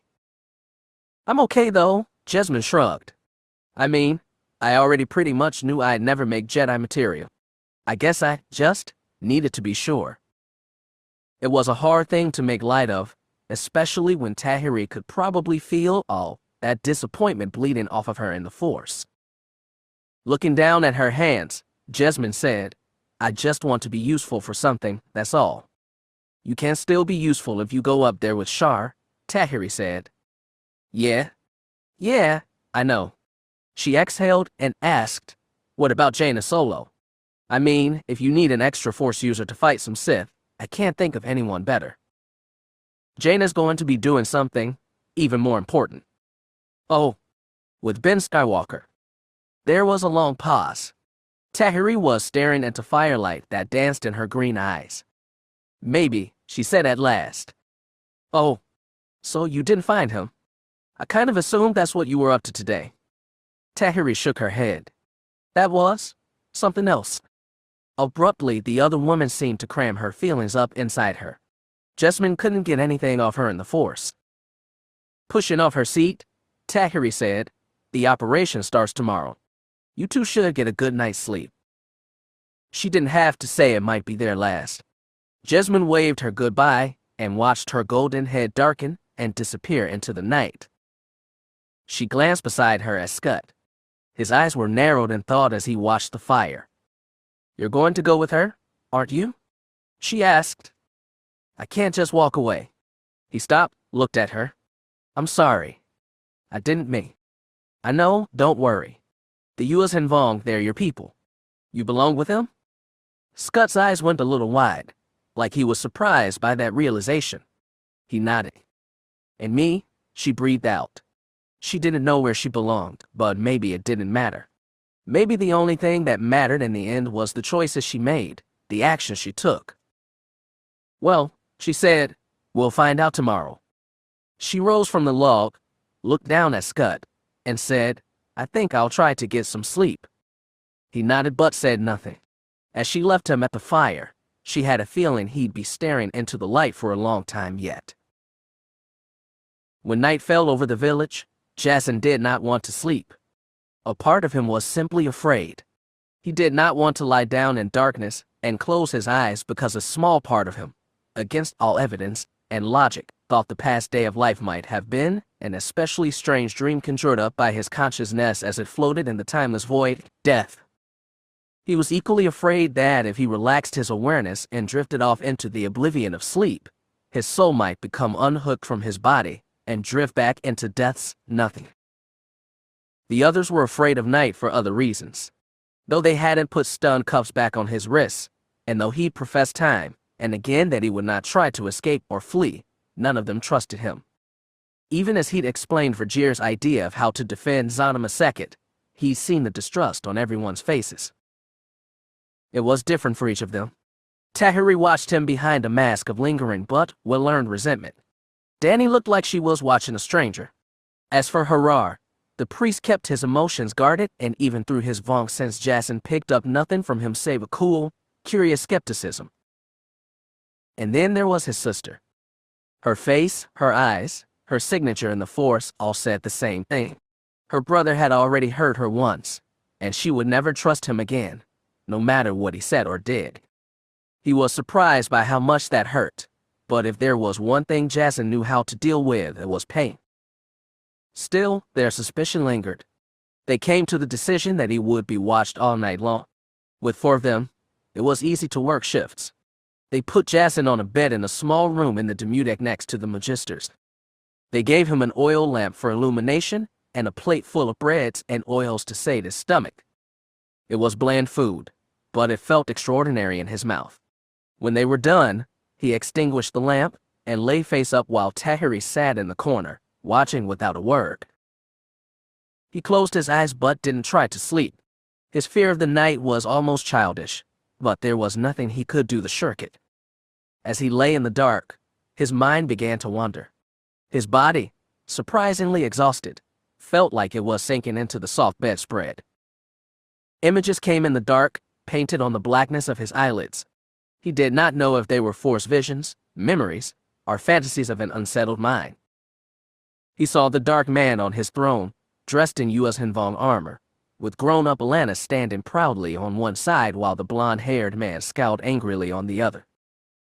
He saw Alana, dressed in white, sitting on the same throne, surrounded by friends of all species. Then Alana became Luke, aged but serene, still surrounded by friends. Then Luke became him, Jasen as he had been, Darth Keeta surrounded by the same hooded acolytes who had bent before the dark man. Angry gold eyes were sunken within a pale, withered face. Alana, now a small child, sat at the foot of the throne and looked up at her father in admiration. Jasen felt revolted. Then Keeta's was gone too, and the acolytes with him. The chamber was empty except for a single man, dressed in black trousers and a battered bronze breastplate. He was stretched lazily across the throne. A leg was draped over a handrest while he rested his elbow on the other, and propped up his chin in a cupped hand. This was the blond man from his first vision, only instead of an angry scowl he now wore an expression of smug satisfaction. Everything faded into darkness. Darkness lingered a moment and forever, as it did in dreams. Then there was a spark of light. Jasen saw a man wielding the same green blaze as the dark man but without the spiked armor. He was battling another Jedi in a broad sandy desert, while 2 suns set slowly in the west. He knew this, too, was the dark man, as he had once been. Asherad Het. He saw Het again, this time much older but no less fearsome, charging the blond man with both sabers blazing. Strangely, he was without his US Hinvong armor here as well. He saw a single figure, dressed in a vacuum-proof suit, drifting above a world now coming out of night. Sunlight spilled across his horizon, illuminating the surface of a brown, dry world that seemed somehow familiar. He saw another figure, in another vac suit, drifting before a blazing sun. Then he saw himself, wielding a red lightsaber he did not recognize, battling the dark man on a broad plain of black rock. Lava and brimstone broke through cracks in the earth, and smoke spiraled upward into an incongruously blue sky. Both of them fought like demons, and Jasen willed himself to do better, to overcome this dark man and slay him, but he was trapped in his dreaming and could do nothing. He jerked awake. He sat up in bed and found his face slick with sweat. He awkwardly wiped some off his brow with the sleeve of his tunic. "Bad dream?" Jaina asked from the corner of the room. He hadn't realized she'd switched places with Tahiri. In the darkness he could barely see her. He must have been asleep for some time after all. "Something like that," he rasped. "That's too bad," she said coolly. "I think it was a vision." She didn't respond. In the night all he could make out was her dark shape against the dark wall. Jasen tried to make sense of the blond man. He barely paid attention to him before, but he was hard to ignore now. The man seemed a possible friend or enemy of the dark man, just like Alana. Jasen tried to make sense of his vision of the man on the throne. Rather than a site of leadership or idolatry, the throne had looked derelict and useless. Was his vision telling him that this wry, angry, disheveled man would somehow make the throne of balance useless? Jasen didn't know if he liked that prospect or not. "Jaina," he asked the dark. He waited a long time for her terse response. "What is it?" "Jaina, in all this time, have you ever had visions? Any presentiment of the future?" "Maybe," she admitted. "Before I came here I had these dreams. I think they were about Zanima Second. I was seeing it from orbit and someone was trying to grasp it in his hands. I don't remember much beyond that. Honestly, I thought it might have been you in those dreams." "Do you think the Force was trying to tell you something?" Another long wait, another gruff reply.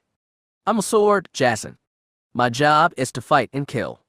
And dispense justice, apparently. Vision quests were never my thing." "You're lucky." "She certainly is," someone else said. Jasen jerked up in bed again and looked around. He heard Jaina moving around, and a second later her lamp flicked to life, casting harsh light and long shadows across the room. Sitting in the corner opposite Jaina was man.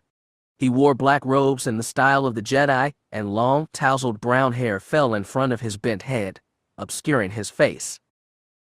"Who are you?" Jaina asked as she got to her feet. "Another ghost?" asked Jasen. "It seems so." The man raised his head, revealing a long face, marked by a thin scar line under the right eye. It was the face of a young man, younger than Jasen or Jaina, but his eyes were sunken with harrowing knowledge. Jasen had seen this face before. He had seen it in holorecords projected by our 2D2. He'd seen it with his own eyes when he walked through the halls of the Jedi Temple during Order 66, desperate for a glimpse of what had turned his grandfather to the Sith. "You're Anakin Skywalker," Jasen said. "And you're my daughter's children?" "That boy we've been following around, the one Sekit speaks through," Jaina asked, "was that you?" Their grandfather shrugged his shoulders. "I was a boy when I came here. I guess Sekit likes to steal my face. It appeared to me as a little girl and a dead old man." Jasen stared at this man, trying to wrap his mind around the progression from that round-faced, mischievous blonde boy to this harrowed young man to, finally, the black-armored, half-human monster that had haunted an entire galaxy in life and his own dreams in death. The grandfather he had feared and hated, only to end up walking the very same path. Of all the marvels Zanima Sekit had wrought, this seemed the most impossible, beyond even his own resurrection. "I wanted to talk to you so many times," Jasen said. "I know," Anakin looked very sad. "I wish you could have. Things would have been very different." "You spoke to me once," Jasen pressed. A long time ago, but I heard it, and I knew it was your voice. I felt the whole galaxy tipping into darkness, and you told me to stand firm. Yes. You looked even sadder. Why didn't you? Jasen blinked. I did. I stood firm against enemy. I turned his poisons against him. I brought down the Supreme Overlord and freed the entire U.S. Hanvan. They're here on Zanima Second now, living peacefully. I ended the deadliest war in history. What more did you want? Anakin scowled. And what happened after that? Jasen shrunk from his rebuke. Once, maybe even a day ago, he would have argued that everything he'd done had been for a just cause. Now, after his conversations with Verger and Sekit, he was forced to admit that so much of the fierce, ruthless desire that had birthed Darth Kitas had not been born from righteousness or necessity. Rather, it had come from his own aching ego and greedy desire to go beyond the boundaries laid by others, to be special and important and different from every other Jedi. Why do you look like that? Jaina asked softly. You were much older when you died. I was scarred as Vader and lived inside a black coffin. But I died as myself. I think that's how the Force chose to remember me. The same reason I still have both arms, Jasen surmised. Anakin nodded. You died as yourself too. It's the reason there's still hope for you. Was it true? In that last moment, when Jaina had spun in for the killing thrust, he had dropped his weapon and called out with the Force, telling Tenel Ka and Alana to save themselves. In that moment, he had drawn strength not from his anger or ruthless desire, but from whatever love he still had left in his heart. I wish I could have talked to you before, Jasen said. Would it have made a difference? Anakin asked. Of course it would have. I flow walked back in time, just to see you when you turned. I sensed your anger and fear when you led those clone troopers into the Jedi Temple. I knew how determined you were to save the woman you loved, and I knew what it cost you. You knew all that, Anakin said, and you still followed the path of the Sith. I had to. The excuse was sounding weaker every time he used it, and I didn't make the mistakes you did. On the surface, yes, but I was older, stronger. I didn't make my choice in anger or fear. I made a rational decision. The galaxy needed order to protect it from the dark man in my visions, and that's what I gave it. You made a selfish choice. Mine wasn't. You turned a local skirmish into a full-blown civil war, Jaina said bitterly. There was always going to be a war. I did my best to stop it. Anakin shook his head. After everything you've done, everything you've seen, you haven't really learned. I've learned a lot, Jasen said defensively. Far more than any Jedi. You thought you used the darkness for your own ends, Anakin said with bitter knowledge. But the dark side always uses you. Jasen tried to find some riposte, but he couldn't. It was as Verger and Sekit had already told him. In his vanity and self-importance, he had wreaked havoc and death, and lost his own soul. And worst of all, he had failed to stop the dark man in his vision. It was such awful knowledge that his mind still kicked in denial, like a stubborn child, and just like a child he had no power to change the irrevocable facts in front of him. Have you ever thought, said Anakin, that in trying to prevent this future, you created it instead? I didn't create the dark man. No, his grandfather allowed. Asherad created himself. Jasen stiffened. You knew the dark man too. We had a lot of differences, but a lot in common. We were both two boys from Tatooine who could never get over our losses, so we raged against the universe instead. Jasen looked down at his bed, trying to wrap his mind around all the tethers of fate that had bound 3 generations of Jedi together. When Asherad embraced his rage, Anakin said, he thought he was making himself stronger. He wasn't. He was just reducing himself to the angry child who could never get past his father's death. What can I do? His voice cracked as he stared at the ghost of his grandfather. How am I supposed to fix this? Anakin looked at him for a long time before he said, do what you should have done from the start. It was the worst piece of advice. Jasen had made mistakes, awful ones. He had to accept that. Yet even when he racked his mind, he could not think of anything he could have done differently. He couldn't have just ignored the vision of the throne of balance. He couldn't have gone to Uncle Luke for help without risking Alana's life and dragging Luke into the awful fate he'd felt for himself. If he'd cast aside Lumaya's offer, he'd have abrogated his moral responsibility to seek peace for the galaxy. What? He pleaded. Tell me what I'm supposed to do. Please, tell me what I'm supposed to do. Anakin looked to Jaina. He really is a fool, isn't he? He always had been. Tell me, please. Anakin sighed and bowed his head. Once I stood in the lair of a Sith Lord. I had my lightsaber pointed at his neck. I was ready to kill him, but he offered to teach me new powers, so I could have what I'd always wanted. I thought the Force existed to serve me, not the other way around. So I lowered my lightsaber and lost my soul. I know. So did I, but what would you have done differently? I know about your situation.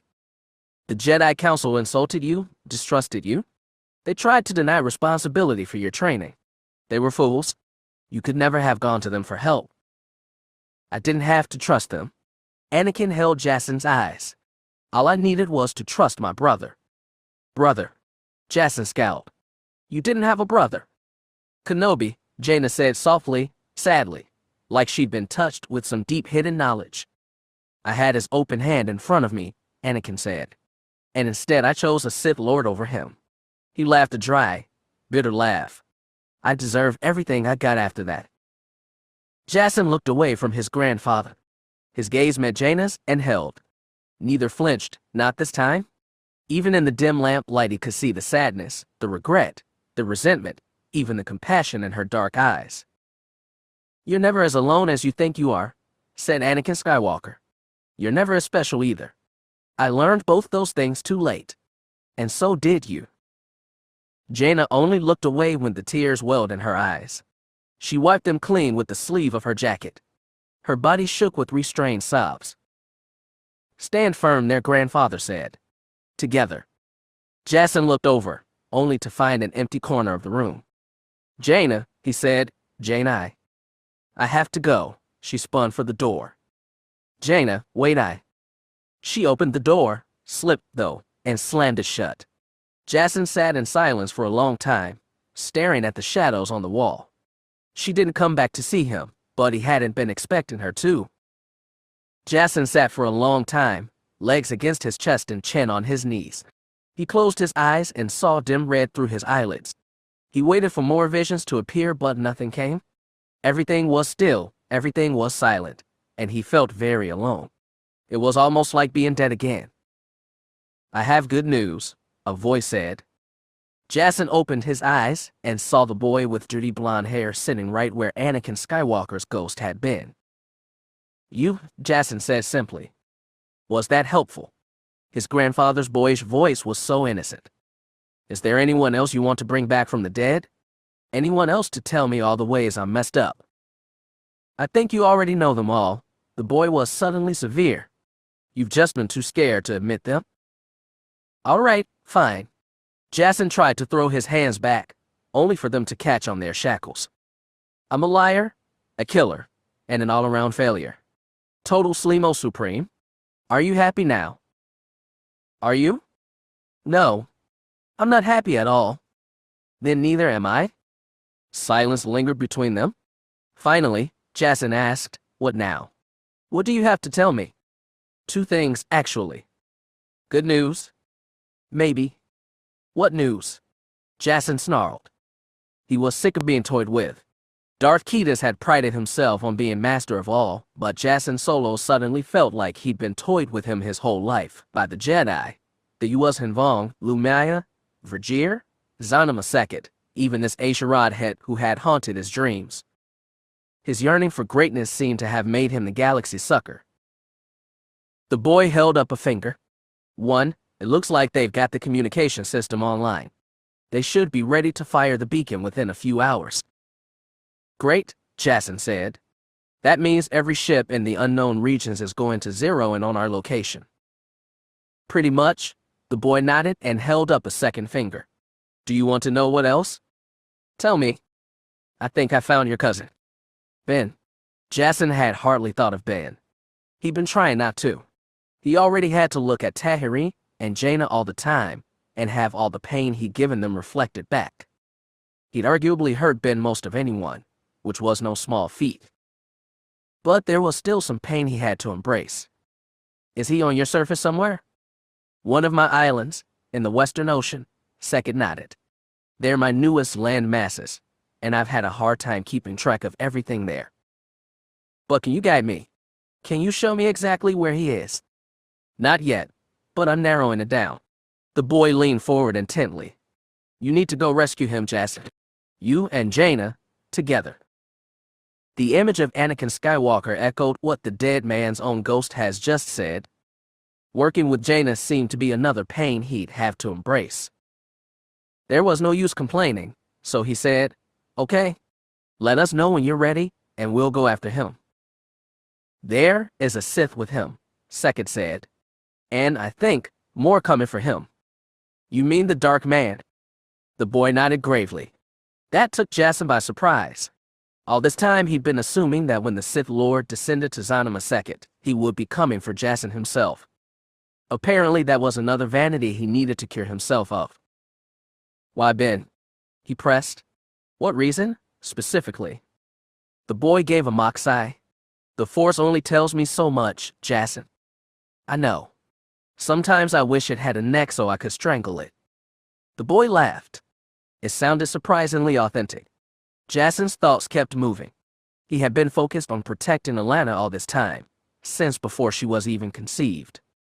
He'd barely thought about the blonde man in his vision, and received no warning about him through the Force. Was it possible this man, too, was yet to be born? Could he be some descendant of Ben, destined to topple the Sith once and for all?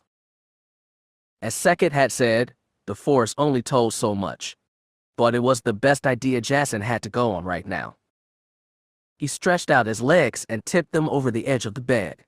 Stretching his bound hands in front of him for balance, he dropped his feet on the ground and stood up. The boy cocked an eyebrow. Going somewhere. It's the middle of the night. I'm not going to get any sleep. Besides, I have to get ready. All of us do? Very true, the boy said. You'll all have to stand firm.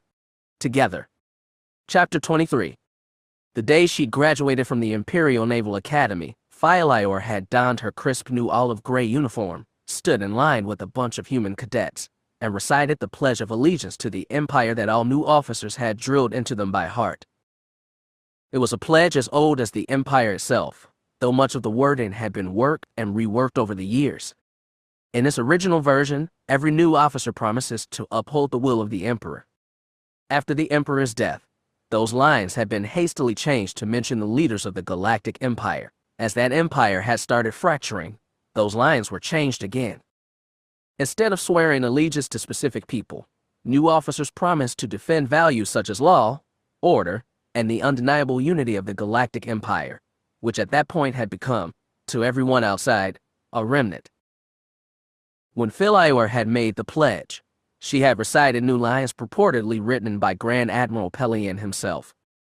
She still swore to defend law and order, but she also swore to protect and serve all citizens of the Empire. For whatever it was worth, Jagged fell, and Vitoriite hadn't touched Pelion's words during their terms in power. Perhaps it was because she hadn't sworn loyalty to a person that Philior had found it easy to turn traitor. Nadisidala had sworn a very different oath than Philior had. Jagged Fell hadn't sworn one at all.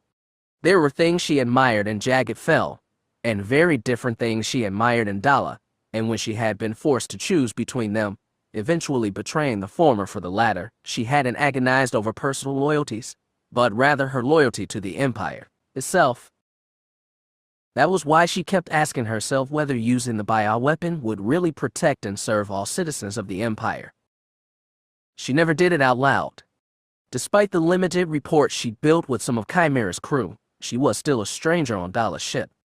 During her moments of downtime, she would go to her quarters to pace and roll that question over and over in her mind. She knew she'd been naive. Dala had gotten her to join by convincing her that exterminating all U.S. Hinvong was in the best interest of the Empire. At the time, she'd expected such a genocide to happen in a flaming space battle, and a rain of turbo-laser fire on the forest of Zanima II. Slipping the bio-weapon into the planet and instantly condemning all life there felt very different. It was less honorable, no ways about it. But honor, too, could be a trap. Honoring his alliances and joining with Jaina Solo's fleet at Fonder had led Gilad Pellaeon to his death. If the old man had just slipped Solo some poison from far away, the galaxy would probably be a much better place all around. Dala was not a woman who stressed honor. She was about getting the job done, quick and dirty. In theory, they could exterminate the entire U.S. Hinvong race and not lose a single Imperial life. By that logic, Philayor would be betraying her people by not assisting in Dala's hasty genocide. But that was also too simple. Bioweapons were notoriously unpredictable. If a single U.S. Hinvong ship escaped Zanima II, it would carry the disease to another world, where it could mutate and infect local life forms. It could, in theory, keep mutating until it had destroyed all life in the galaxy. And yet, other options seemed scarce. The U.S. Hinvong fleet was still somewhere in space, searching for them. Zanima II had proven itself willing and able to destroy dozens of ships in a matter of seconds. Realistically, the bioweapon was the only chance they had left for victory. She was lying on her bunk, thinking when she was supposed to be napping, when the call came. She rolled off her bed and flipped open the channel. Captain Philayor reporting. Come to the bridge at once, Captain. It was Dala herself. All Philayor had to do was straighten the uniform she hadn't taken off. Then she marched down the corridor, rode up the turbolift, and walked onto the bridge of her Star Destroyer. Dala, of course, was already there. She was hunched over the communication console and wore a predatory glare. Philayor felt the chill run down her body. This, as they said, was it. Captain Philayor, reporting. She snapped a salute. Dala gave her a nod. At ease, Captain. We've picked up a signal. A long-range beacon has been repeating the same message for the past 7 minutes. What does it say? It's encrypted, so we can't be sure. However, we were quickly able to pinpoint the source of the transmission. Do you think it's Zanima II? There's only one way to find out. Dala checked the console. The source is less than 2 hours away at light speed. I want to be combat ready the moment we drop out of hyperspace. Yes, Admiral. Philayor nodded. Have you decided on a plan of attack yet? Dala understood she was asking about the bioweapon. The weapon was still a tightly guarded secret shared only with Philayor and select operatives loyal to Dala. As far as Philayor knew, none of them were on the bridge now. The preparations are almost complete, she said curtly. I see. Will the prime attack be launching from Chimera? We will be doing it based on the plan you have laid out. Dala said it gently, like she was reminding Philayor of the great trust she'd shown her. If it was meant to make her feel better, it was doing the dead opposite. Very well. Join me in my ready room once we launch for hyperspace, Dala said. We will review your battle plan one more time. When will that be? As if on cue, the navigation lieutenant reported, Admiral, Captain, we are ready to jump to the coordinates you've provided. Excellent, Dala said. What of the other ships? Repulse and Resolve have recalled their fighter escorts and are standing by. Lanvarok, Scimitar, and Halberd are also standing by. Excellent. Dala glanced at Philayor. Captain, please give the order. Very well. Philayor cleared her throat and raised her voice. Communications, open a channel to all ships. Channel open. Your go, Captain. She hesitated, just for a moment, but she knew she was in too deep to escape now. Whether her choices had been good or bad, she had no choice but to live with them. Or, quite possibly, die with them instead. Either way, she was about to find out. All ships, launch, Philayor said. Starline stretched out and filled the forward viewport with light. She had seen it so many times she'd gotten used to it, but right now it took her breath away. Dala, unsurprisingly, was not impressed by the sight. She clapped a cold hand on Philayor's shoulder and said, Follow me, Captain. You have a lot of prep work to do, so I'll try to make this brief. Reluctantly, Philair pulled away from the beautiful spiral of infinity and followed Dala to her lair. After returning from their research excursion aboard Honor Regained, Vilith Dal, Keela Quad, and Dishan moved quickly. They had brought with them a new plate of Vondoin armor to replace the one they intended to remove, along with necessary surgical equipment. After Darth Krayt put himself into a healing trance, they laid out the Dark Lord in the center of the lab and began operation. Everyone else, Sith or Yuuzhan Vong, was locked out of the room save the 3 scientists. At their disposal, they had the best tools from 2 galaxies, from Yuuzhan Vong molecular probes to Sith holocrons. At times Dishan consulted the latter, just as Vilith Dal sometimes referred to the casa he brought over from Honor Regained. Keela Quad didn't refer to any guides. Whatever was rattling around in her mind, it was all the old Shaper needed. Even as they performed the stressful operation, Vilith Dal was impressed by his peers. Dishan was ever alert and orderly. Keela Quad's madness seemed to have abated, replaced by a knife-sharp focus on the task at hand. He wondered if boredom hadn't been the cause for her mental decay over the years. Boredom had seemed a danger to him at times, but that was in the past. Like Keela Quad, it seemed he just needed a good war to provide an invigorating challenge. When the procedure was finished, they moved Krayt, still in mediation, to his stasis container.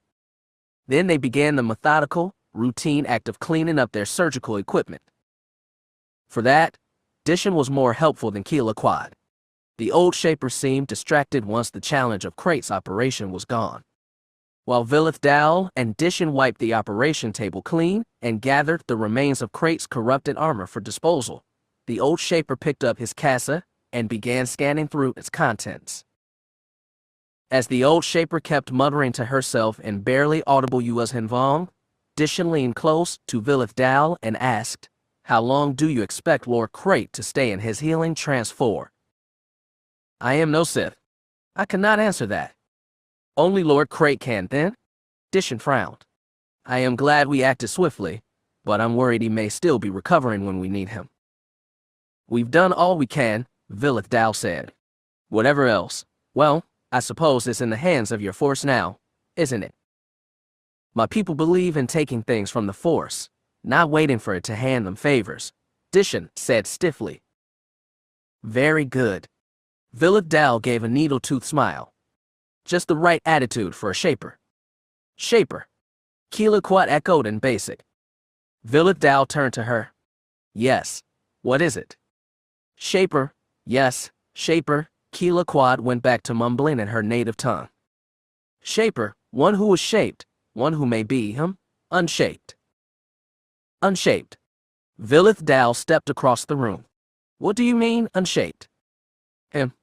Keela Quad stabbed a finger to the door of Krayt's mediation chamber. "He was shaped once, and reshaped. By you. By me. But, yes, I think he can be unshaped." "You mean we can remove the armor?" He'd gone over Krayt's biology a dozen times and seen no way to remove it without killing him. Again he wondered if his old master had stumbled upon something brilliant, or if she was simply mad. Possibly, Keela Quad tapped the casa. "I feel we have half the knowledge." "You mean we have half, and they have half?" He gestured to Dishan. "Are you saying he needs the Force to get rid of the armor?" "What's going on?" Dishan frowned.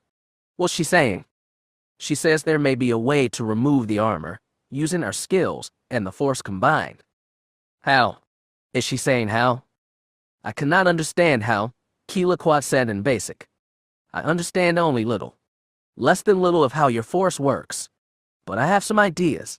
Yes, a few ideas. I must think on them. I must do research. Yes, more research, and you must help me." "I'd be honored," Dishan said soberly. Vilith Dal couldn't tell if she was buying into Keela Quad's ramblings or if she was putting on act. He didn't know if he was buying them either. Before he could say anything, he heard the distinct sound of knuckles rapping on the laboratory's outer door. He had no idea why someone didn't try to use the communication system installed throughout the ship. Perhaps they were afraid of rudely interrupting Darth Krayt's surgery. The knocking continued as Dishin walked over to the door and opened it. The circular portal arised open to reveal the weathered red and black face of Darth Nether. Though the old Dornian's eyes were a uniform milky white, suggesting blindness, he moved like one with perfect sight. Vilith Dal was skeptical, but he admitted Force magic could have been at work there. "Greetings, Lord Nether." Dishin gave a slight bow. "Our operation on Lord Crate is a success. He's recovering in a healing trance." "Excellent," Nether said, but he seemed to have other things on his mind. "We have intercepted a transmission, broadcast on a wide frequency." "From whom?" asked Dishin. "We do not know.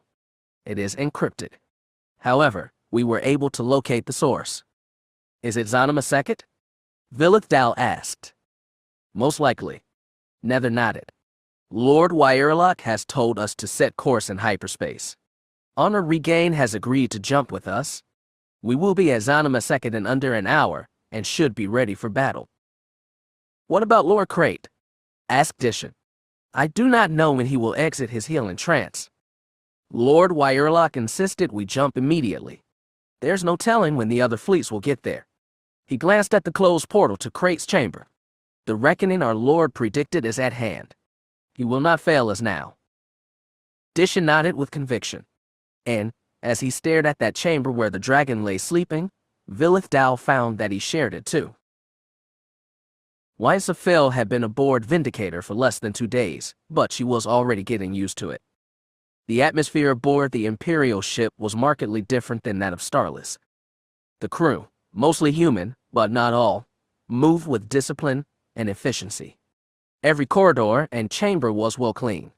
Despite the frantic conditions and awkward shuffling of ships and supplies to accommodate the newcomers, Wysa never heard a crew member complain or raise objections to Captain Vernadette. It was almost as if people in the Empire knew their place. Yes, she much preferred this to how the Alliance did things. She admired that efficiency now as she walked down the center aisle of Vindicator's bridge with Captain Vernadette. The old captain had conducted himself admirably thus far, maintaining polite and formal communication with Wysa, Jagged, and Captain Pavrik from Coruscant Gem, so that all parties could make arrangements for mutual benefit. He allowed no insolence from his crew, and got none either. He was the kind of middleman that had surely kept the Empire alive for almost 70 years despite a long chain of corrupt, abusive, or outright insane leaders. They were at the tactical station, where the holoprojection showed the positions of the surviving capital ships in Trinity Fleet, including the converted Phoenix. Sunbeam was rendered in an orange mark, and smaller green dots marked the supply ships that were currently hovering around the dead cruiser like scavenger birds as they picked away useful materials from its carcass. Small dots also marked the fighter patrols that flew around the fleet at all times. Right now there were 2 flights in space, 4 Ewings from Coruscant Gem circling the gas giant's lower orbit, and 4 of Wysa's own clawcraft making a white arc just outside the planet's gravity well. "How much longer until your patrol is due in?" Vernadette asked. "Approximately 20 standard minutes," she told him. Vernadette nodded. "All right. I'll get a flight of interceptors prepped to take their place." "Thank you, Captain. Have your squadrons been moved to Coruscant Gem?" "They have. We were lucky they had docking bays suited for TIE fighters." "I appreciate your volunteering to move your squadrons. It means a great deal to keep all my pilots in one place." "I'm sure it makes them easier to coordinate," Vernadette said. "And I'm sure it's hard enough for your pilots to get used to one new barn. Having to spread them out over 2 ships would just confuse." "Captain," a woman called from the communication station. "We're picking up a signal, coming across on multiple frequencies." Wysa tensed. This could very well be the coded beacon from Zanima Sekhet that Jag was waiting on. "What does it say?" Vernadette stalked over to the comm station, and Wysa followed. "We can't tell, sir. It's encrypted, but it seems to be a wide-range broadcast." "Zanima Sekhet," Wysa said. "Very likely." Determination set on Vernadette's craggy face. "Lieutenant, get me a line with Commander Fel. Now." "Copy. Stand by." The woman flipped a few switches. "Starless, this is Vindicator. requesting direct link to Commander Fell. They waited a moment, then Jaina heard her brother's voice scratch over the speaking. "This is Fell," he said. "You're getting the signal." "We are," Bernadette said. "Can you decrypt it?" "We already have. It's a message from Master Solo." "Do we have a location?" Jaina asked. If either Jagged or Bernadette minded her intrusion, they gave no indicator. Jag said, "Yes. We're sending it to all ships." "How far away are they?" asked Bernadette. "A little over an hour. Expect a combat situation immediately after we revert to real space." "That's not much time to prepare," Bernadette scowled. "There's nothing we can do. We'll launch as soon as we recall our fighter patrols." "Copy," Jaina said, and hurried back to the tactical station to issue a recall to her fighter. Bernadette asked, "Should we put all staff on combat standby?" "Not just standby," her brother said. "I want everyone on red alert." Jaina popped off her recall order and watched on the tactical screen as her clawcraft began wheeling their way back to Vindicator. The U-wing flight was also on its way back to the barn. Bernadette settled on her side. "Commodore, direct orders from Commander Fell. He wants all crew on red alert and all fighters ready to launch." "I heard," Jaina said. "Before we jump, I want to borrow your long-range transceiver. I need to relay these coordinates." "Help!" Bernadette raised a gray eyebrow. Jaina nodded. She had no idea if Shankir would be able to muster any additional support. In fact, she doubted it. The isolationists on Chilla had probably claimed vindication after Celestial's destruction and would use it as reason to block any more foreign ventures, no matter how hard Shankir or her father protested. "I can't promise nothing," she said, "but I think we may need it. That's a distinct possibility. My transceiver is yours, Commodore. If you'll excuse me, I have work to do." As he stepped away, Jaina said, "Thank you. As my people say, fight brave and fly true." He looked over his shoulder. "A Chiss adage. A fell one, Captain." Good thing we've got two of you today." She watched his back as he walked off. She didn't dare tell him that Soontir and Syal Fel had already lost 4 children in battle. Given their family's history, it seemed almost inevitable that at least one more child would be lost in the coming inferno. Then again, there was nothing typical about the battle ahead, or the situation Jaina found herself in now, which she had never been trained for, never expected, never imagined facing. But if they had come that far, there might be another miracle or two in store.